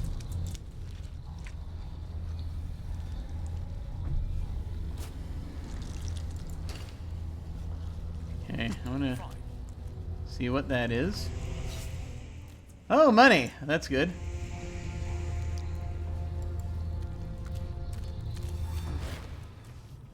Tongue cluster. We've got a codex entry for bloom tongues. A wriggling mass of tendrils rises from the ground. They remind you of the tongues that surround a maw. Writhing and twisting around each other, they make wet, unpleasant sounds. As you're drawn nearer to the cluster of tongues, the voices of the bloom begin to chitter and hiss in your ears. Alright, we'll listen. The hissing and chitterings are completely unintelligible to you. Indeed, if indeed they mean anything at all. We need to be juiced, I guess. Shall we touch it? You carefully reach into the cluster of squirming tendrils. When they touch your hand, they pass through it, and a prickly, hot, cold sensation runs up your arm. You notice that the bloom's voices are much louder when you are touching the tongues. You can't understand any better.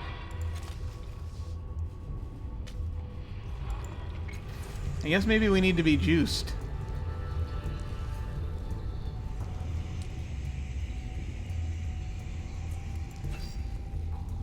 To the Ascension. That's probably where that goes. Alright. We can try that. Let me actually go ahead and move things back to a place where I'll be able to see them. There we go. We can try being juiced. I wonder if we should do that on the way back rather than right now. Who knows?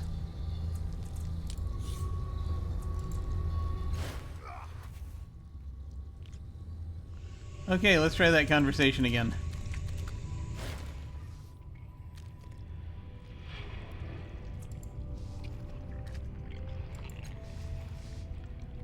Even after drinking the water of the bloom, you can't hear the voices clearly. You'll have to make a more direct connection to the tongues.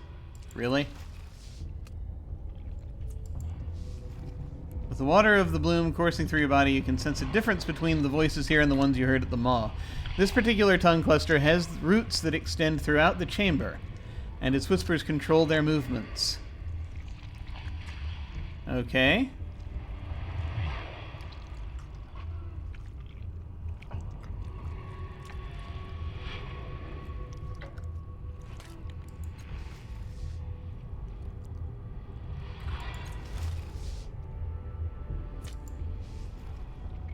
The water of the bloom attunes your senses to the subtle vibrations of the tongues. Their roots extend throughout the chamber, wriggling. Yeah. This is all that really it is. Alright, we're going to leave the tongues alone. Because I can't think of anything else. Let's go. It's a little more information. And a little more money. There was a cache of stuff we forgot to look at a little while back, or I forgot to look at a little while back, that perhaps I will look at some point soon.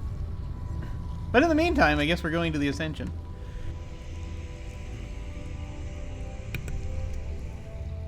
I'm ready.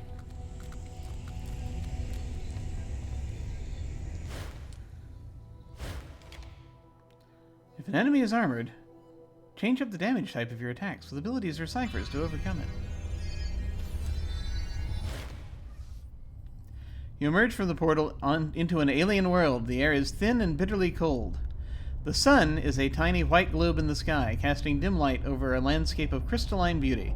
You see no sign of organic life, only glittering crystals in every direction.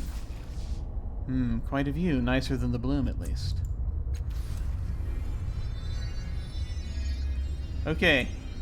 You each have 15 minutes to go around and take pictures and get those photos in and make entries in your journals.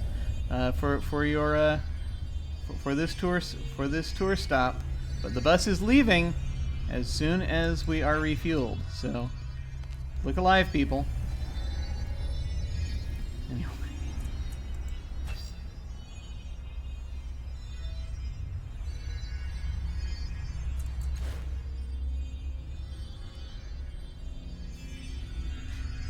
I'm reminded of an episode of Doctor Who.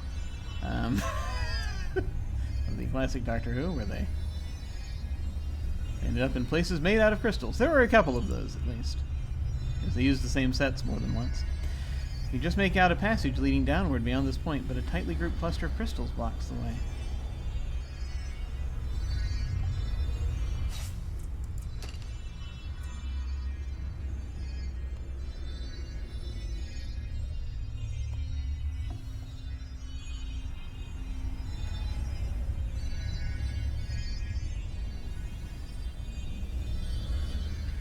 actually do not have too much longer. I actually do only have like about 15 minutes at this point, I think, left.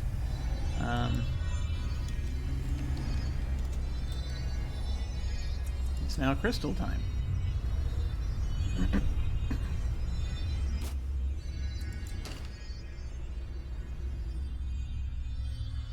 I want to look at these stones, but apparently I can't do that. Okay, I can't go down there.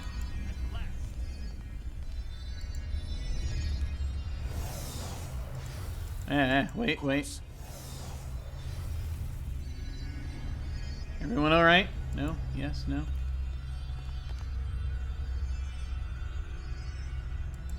want a job done right. He's pretty. I do like a lot of the images that they've put together for this game. He's very nice.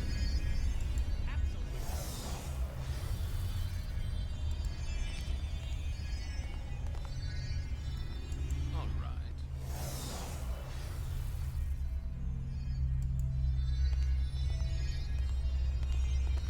Oh, hey. New face. Where did you come from, stranger? I can't tell you. I would also love to get at some of these other places, but I don't know how to get to them yet. Perhaps there is a way.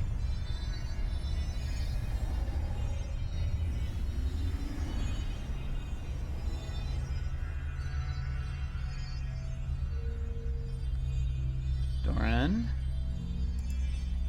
The shelter is built from a variety of exotic materials: synth steel, pliable metals, and adamant silk. It looks like it's been here a long time and has probably served many different groups of explorers. Explorer. Asclarian. Explorer. Explorer.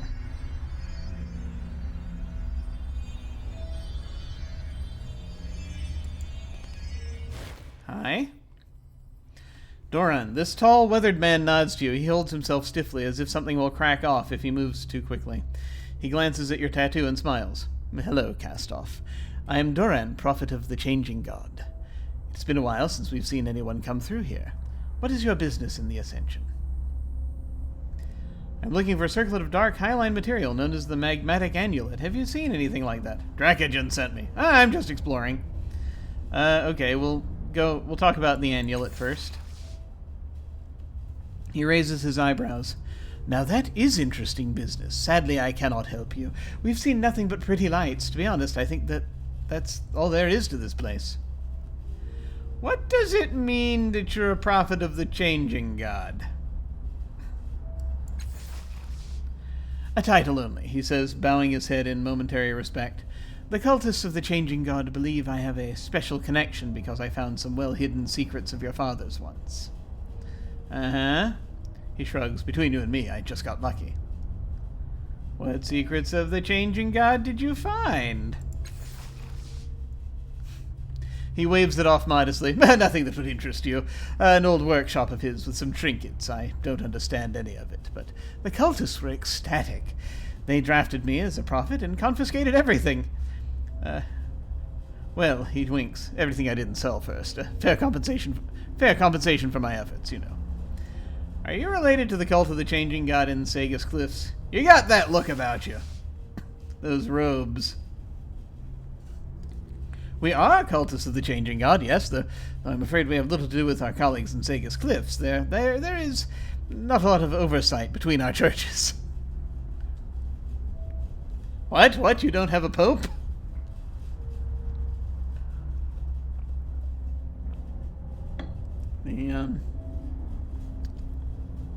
I can't remember now. The Aeon Priests have a pope. Why don't you have a pope? Alright. Then they can fight, and they will be battle popes. Okay. I'm perhaps taking this down a path it doesn't need to go. What are you doing in the Ascension? Seeking, he says in a studied, casual tone. We have it on good, though possibly outdated, authority that this place holds more of your father's secrets. We found nothing yet, however. Until we do, we are enjoying the sights and the silence, the crystals and the lights. He shrugs. Our pursuits have taken us to less pleasant places. What can you tell me about this place? Very little, he says, blinking. There are crystals, there are lights. There's no one to talk to, and little of value to find. It's a lovely world, but I fear we may be wasting our time here.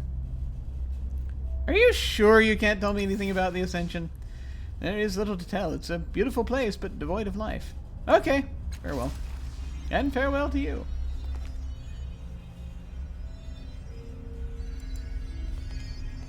How are you?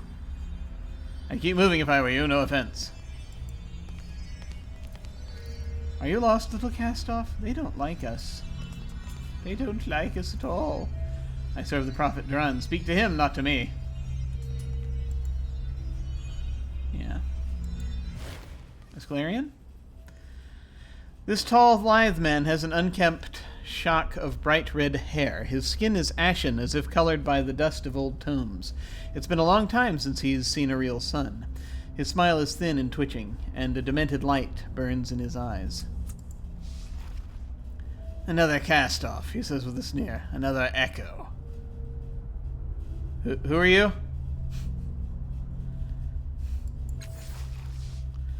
Asclarian, he says the name proudly, as if you should have heard of him. I act. He falls silent, his eyes glittering with contempt. Overact, more like. What do you mean you act? The Prophet of Doran hears, he says, nodding at the man standing nearby, and depending on what he hears, I act. He eyes you, fingers curling at his side. So you do what Doran says. No, he says sharply, I act on his words. That sounds an awful lot like taking orders to me. No, let it go, let it go.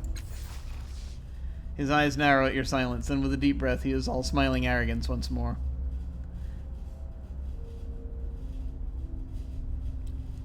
Why did you call me an echo?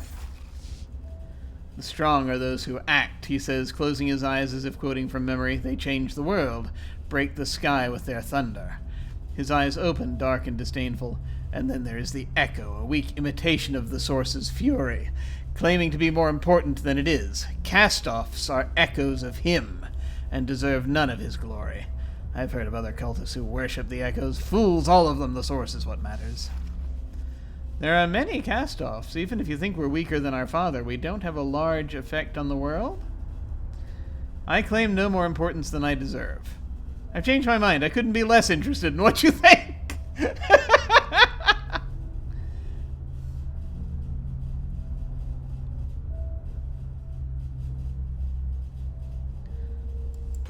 me go with this one.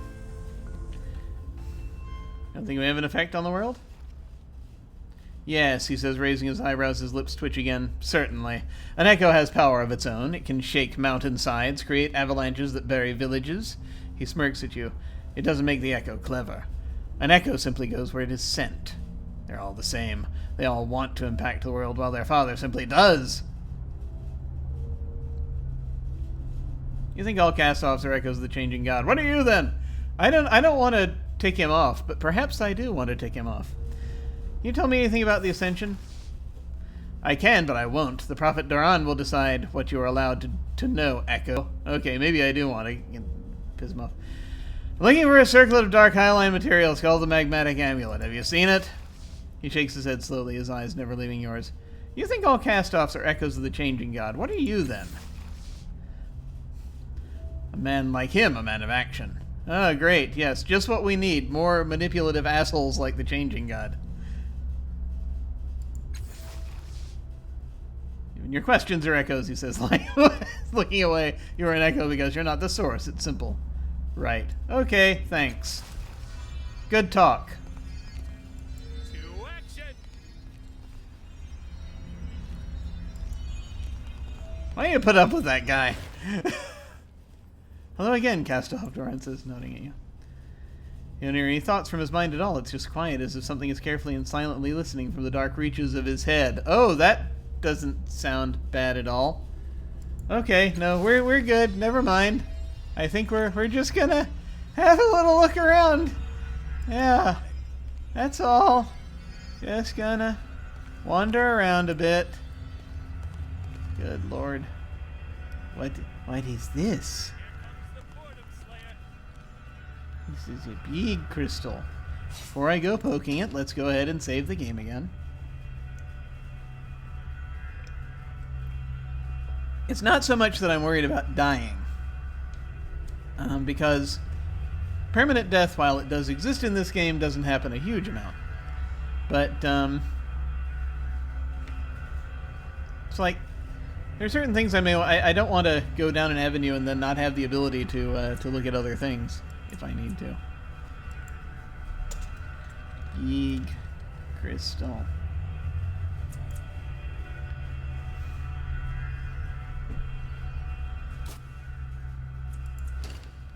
All right. Let's see what this is.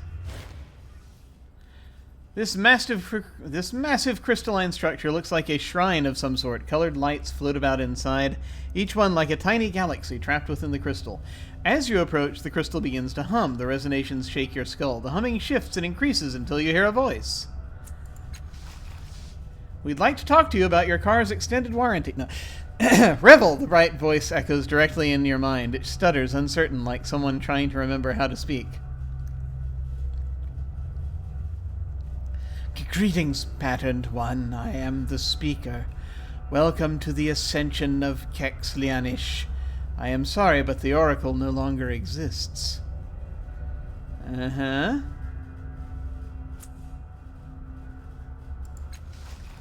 The lights pulse once, then a much deeper voice emanates from the crystal. Revelation. The Oracle was immortal. Time was the weapon that killed her. Something clicks or cracks within the crystal, and it speaks with the bright voice again. I regret that without the Oracle, I will have very few answers for you, but I will do what I can. The thoughts you receive from the structure are not like any thoughts you have experienced before. They come fast and incomprehensible, but more than that, they come from all around you, from underneath and even above you. It's as if you can hear the thoughts of an entire world through the speaker. This ought to be fun.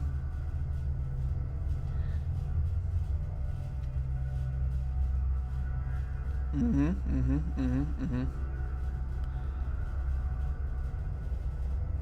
looking for something by Sire Sid here. You know where I might start? I apologize, but I do not. Investigation was not my specialization, only speaking. The crystal vibrates once. The deep voice speaks. Revelation! The speaker can speak to all sentients, even those that did not exist at the time of its creation. Yeah, okay. I can talk to people younger than myself. I feel like there's not that much of a trick to it. There is a trick to it, but not that much of a trick to it. I just wish I knew what the trick was. Anyway... why did you call me Patterned One? A few of the lights pull together, creating a glowing circle in the air. No, not a circle. A pentagon, like your tattoo.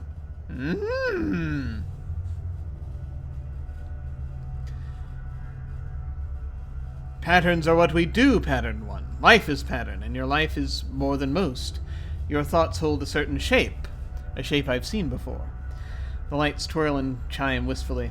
A man came through here long ago. He did some work here, I believe. Or maybe came to hide something, or find something. He never revealed to me his true purpose. So you said revelation in a different voice. What does that mean? You are mistaken. Speakers are not authorized to grant revelations without the Oracle's permission, and the Oracle is no more. You hear another crack from deep within the crystal, as harsh as ice breaking underfoot. The deep voice speaks again. Revelation! The speaker cannot hear itself give revelations. Ah! Well, that explains it. It stutters and falls silent for a moment before saying in the bright voice, I wish that I did have some revelations for you, Patterned One. Alas, that time is long past. Right, okay, good. Yes, I see we're on the same page here. Do you know anything about the other humans over there, Doran and his companions?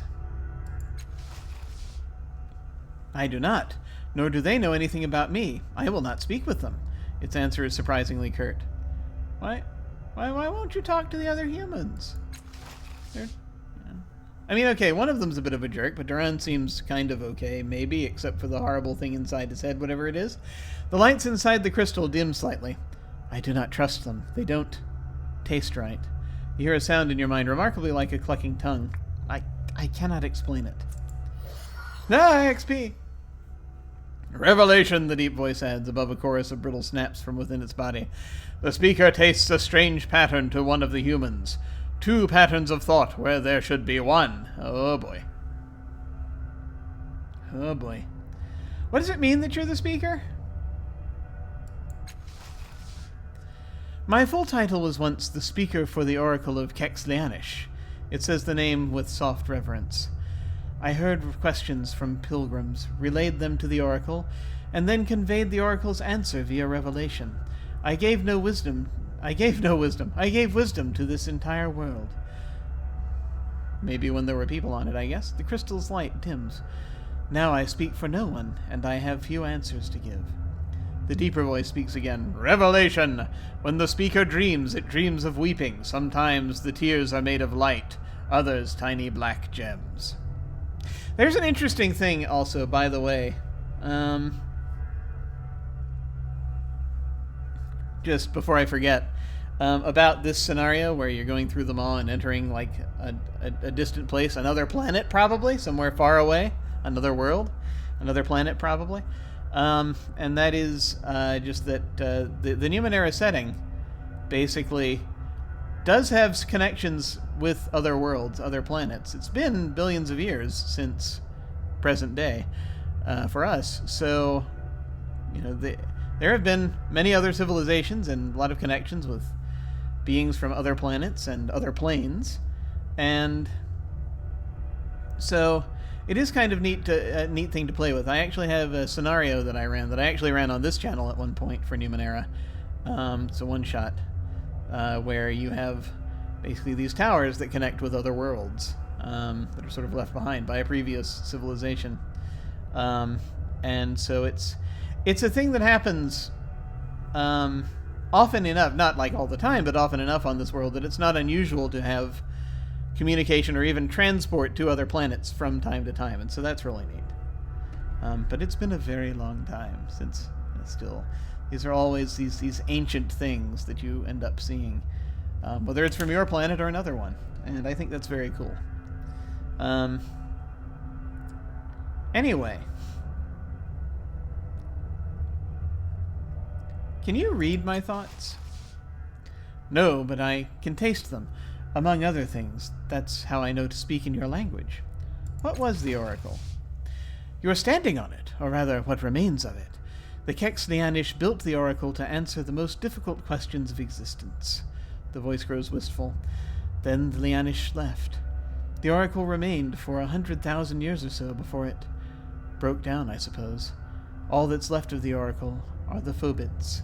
Oh, phobits! Yes, absolutely. Phobits. The several sharp clacks resound within the crystal. The deeper voice says, Revelation. The phobits were not always sentient. Cogitation. Would they have become so if the oracle had not chosen disintegration?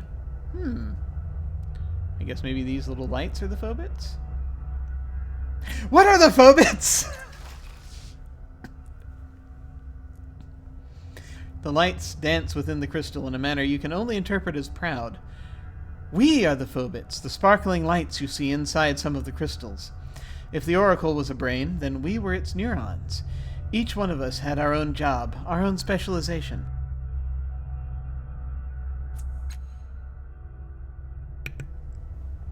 You can't speak to the others, of course. That is to say, they're perfectly intelligent, but they are entirely unaware of you.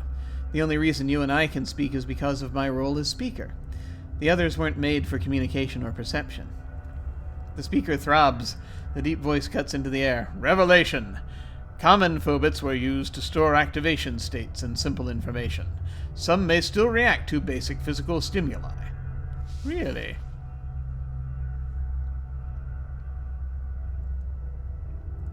So, if the other phobits are sentient, then could you speak to them for me, or at least make them aware of my... Why do I keep wanting to put reversals on these? Or at least make them aware of my presence?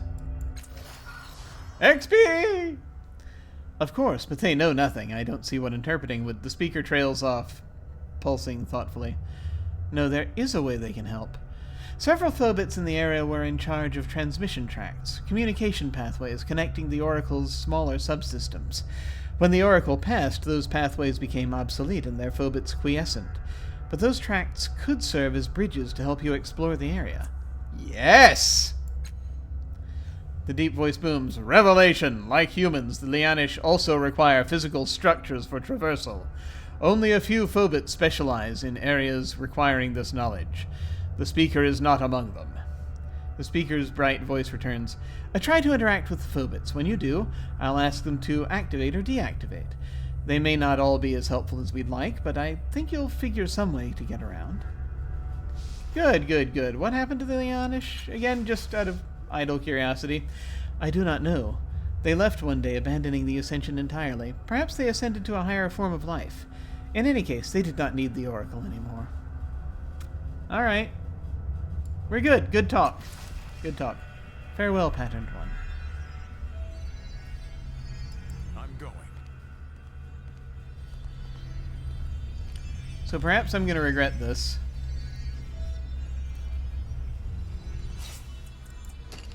And I'm going to talk to Duran again.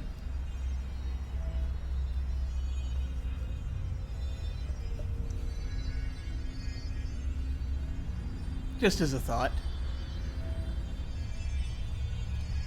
I should probably get going shortly. I'm gonna go a little bit longer. But then I shall go and do the lunch thing. So, Doran. And have a little chat.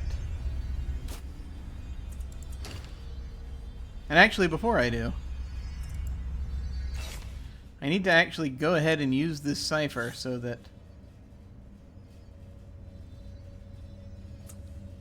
I will have more knowledge.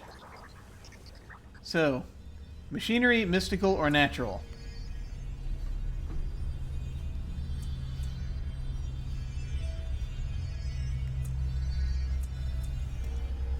So I could really up the machine lore if I wanted to kick it up multiple notches. I could up the mystical lore. I could up the natural lore. Let's do it. Let's min-max. Machine lore.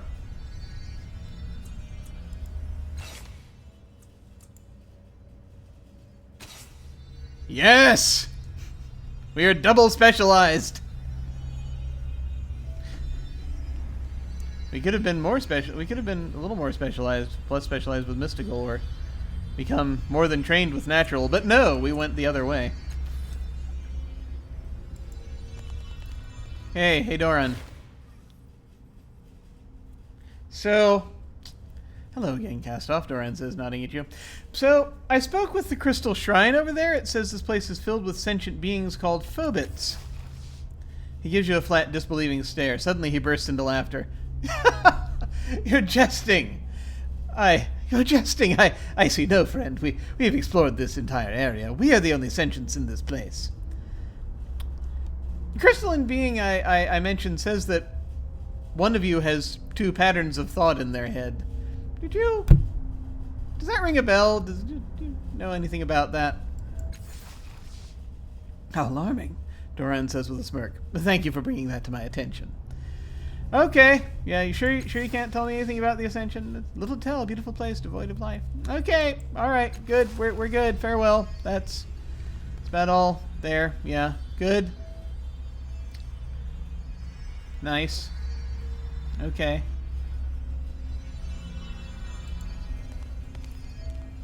How we doing? You're just gonna glower there. Okay. No, the echo came back. Ah, great. Yeah, ha, funny. Yeah, that's great. Okay. I'm gonna go up here now and poke something else. This is a cube-like structure. Just kind of hovering here. Warmth radiates from this device, providing relief from the frigid air. It could be the equivalent of a campfire, or it could have some other long-forgotten purpose, or Yes. both. Now. Just want to get close to the fire for a moment. Fine. Let's go poking through here. So we have hyper-illustrated force. We have patience everlasting. The polished pearlescent surface of this crystal shimmers, a faint glow illuminating it from within. When touched by another object, a seemingly random color blooms from the point of contact with the potential for it to overtake all of the crystal's hue. Pressing another object before the change is complete summons another color, and when the two meet, they blend into a third. The crystal will eventually turn black, I guess, resisting all further change until reset to an opaque shade of ivory. Nice. I'll have that. It's worth monies and money. Alright, let's poke the cube.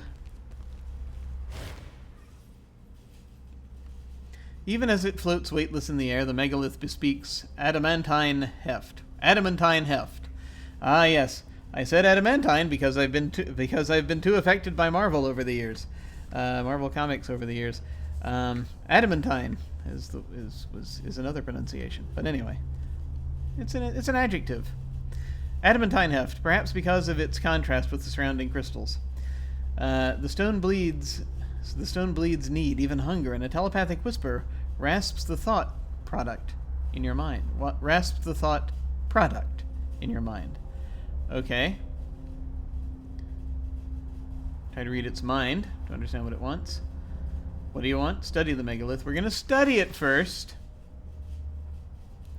Although from a distance it seems to be a single stone, up close you can see that it is covered in many small scales, each inscribed with a different pattern, whirls and loops and arches as distinct as those of fingerprints. Whether it is a mechanical construct, a living being, or something else entirely is unclear. You can try to read its mind. I'm going to start by asking, what do you want? Product, I only... No other. Give, I only. Return happy bubbles. Oh yeah, that's clear. Let's try to read its mind. You don't hear any thoughts from the megalith beyond what it projects to you. If there is a mind here to read, it is impenetrable. What product? Please tell me what you want. The only response is the thought product grating in your mind. Shall we hack off a piece?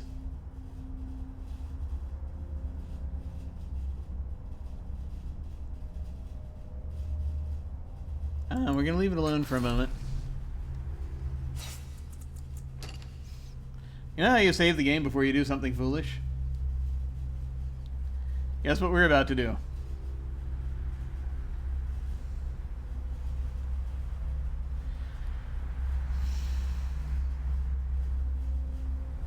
I'm going to stare into the abyss for a little while.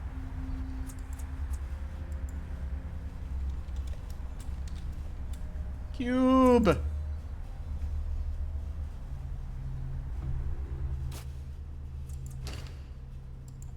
Let's go. Alright.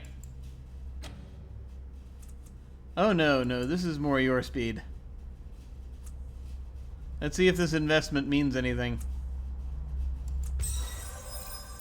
There we go.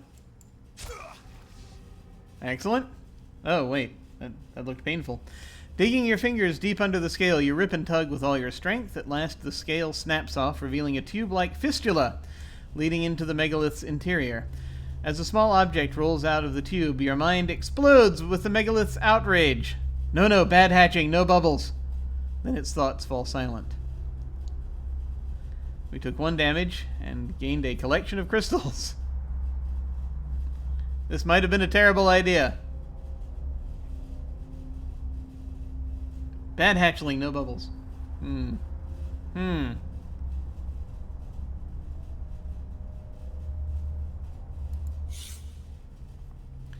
It's a valuable oddity. The floating megalith you encountered in the Ascension spat out this random collection of crystals. They appear similar in nature to Ascension crystals. While they have no apparent function, you should be able to sell them for some shins, which that's kind of the point, I guess. The other scales press more tightly against the megalith, and a thin, oily coating seeps over them. No more prying will be possible. That was Yes. interesting. The battened down megalith does not deign to recognize your presence.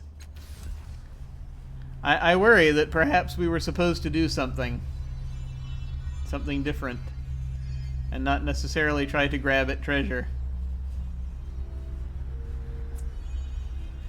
And so, you know what I'm gonna do? I'm gonna load back to before we did that, so that will not be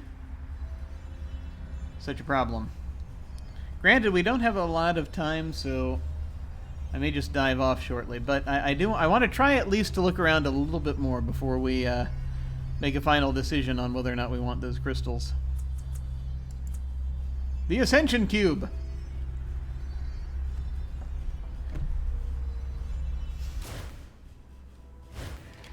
Okay, the more effort you put into hiding, the harder it will be for enemies to find you when they search.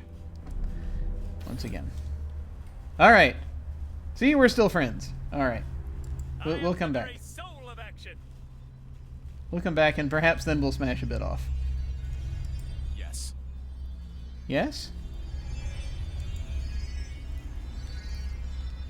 Just gonna look around a little bit more. Actually, should we talk to him about that cube? Nope. Okay, just checking. Fine. So, no way to move around here yet. But I'm hoping that... I'll handle it. Will you? I'm hoping we now have pathways. That's unreachable.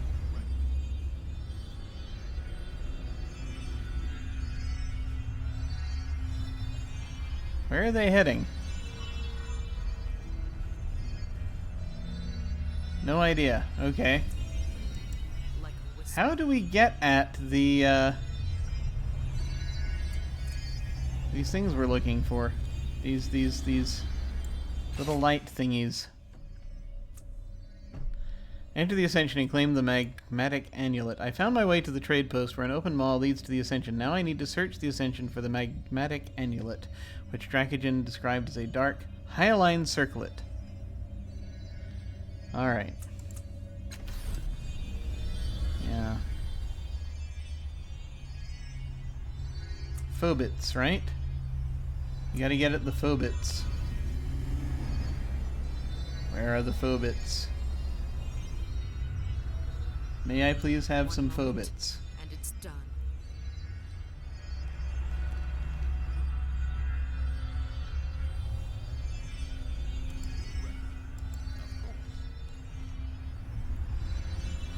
See, I feel like this is supposed to change somehow for us.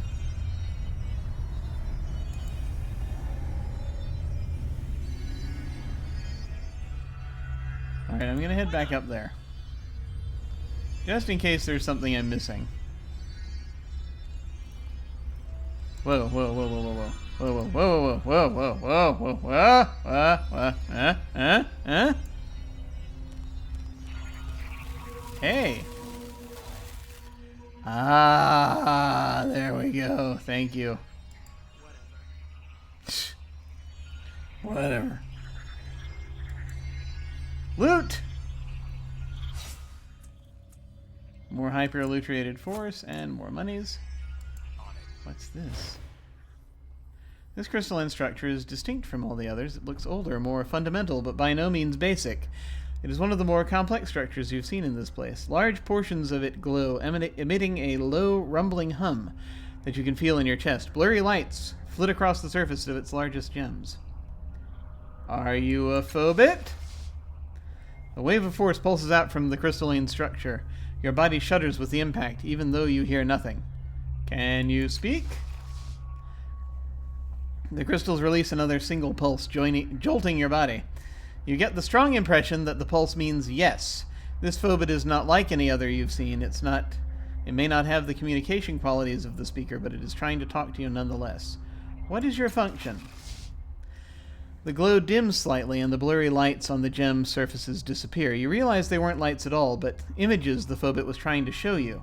When they reappear, they show a flat, crystalline plane. Then, one by one, shards emerge. They bud and sprout in the shape of the other phobits. As you watch, they continue growing, creating ridges, walkways, stairs. In one corner, you see the speaker flower out of the crystals. In a matter of seconds, this entire region of the Ascension has taken shape in the image before you. This phobit built it all. I am looking for a circlet of dark hyaline material, the magmatic amulet. One day I'll learn to say that more quickly. The magmatic amulet. Have you seen it? The large crystal pulses once. An image appears of a human figure walking through the Ascension into a cave. The details are too fuzzy to make out who it is, but presumably he has the amulet. After a while, he leaves the cave. The images move quickly then, crystals growing and shrinking as time passes. Suddenly, the entire image shakes, and the cave entrance is gone. I know where that is. It's just over there. When the cave entrance closes, it doesn't look like a simple collapse. Crystals grow up from the ground, as if they're intentionally blocking the way inside. You closed the cave, didn't you? Can you open it again for me? The light within the crystals freezes in place, and the humming of the phobit ceases. It stays motionless for some time. Finally, you feel the single pulse of force through your body. Yes. Ah! You feel the ground rumble under your feet. After a few moments, the vibrations cease, and the phobit shows you an image of the cave. The crystals that block the entrance are gone. Why did the cave close? The violet light dims for a moment, and an ominous pulse shudders through your body. An image appears of some kind of multi-legged clawed creature you've never seen before.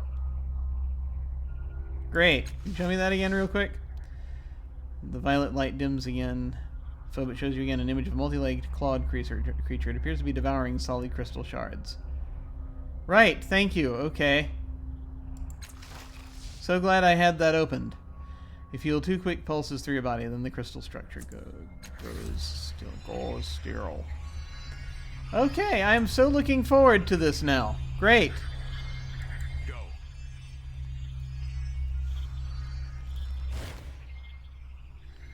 There we go. Carving a path to our doom. Like a whisper.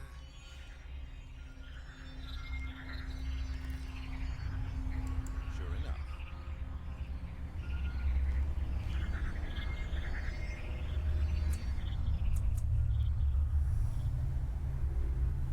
See, there it is. There's the cave.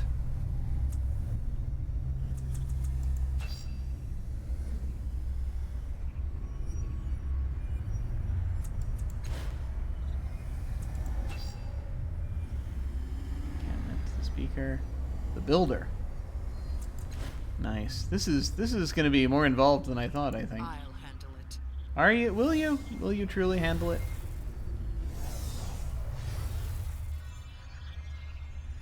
So, you can't interact with that one. You won't notice I'm gone. Why do you keep saying these things?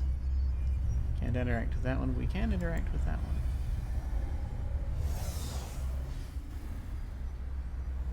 Let's go ahead and do that.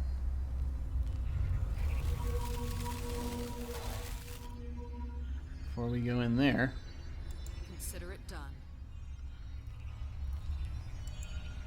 Stuff! Loot!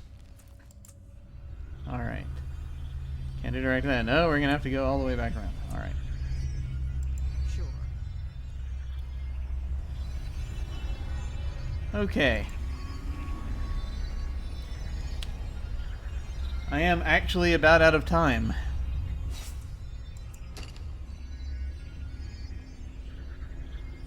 So I don't know if I'm going to be able to do anything in the cave. And I feel as though what's going to happen in the cave is going to get involved because there's a creature in there. And which means either fighting it or talking to it or doing something else involving it. And so I'm going to go ahead and save the game now. Yeah. Where there is a cave. And then I think we will probably save the inside of the cave for next time. because something's going to happen when we go in there. I feel. So let us. Yes, we must depart. We must do lunch apparently, because apparently you're supposed to, we're supposed to like have food occasionally. So I will attempt to do that. There we are. Okay. Let us switch over. Let's do that first. And go. There we go. And thank you very much. Thank you very much for hanging out and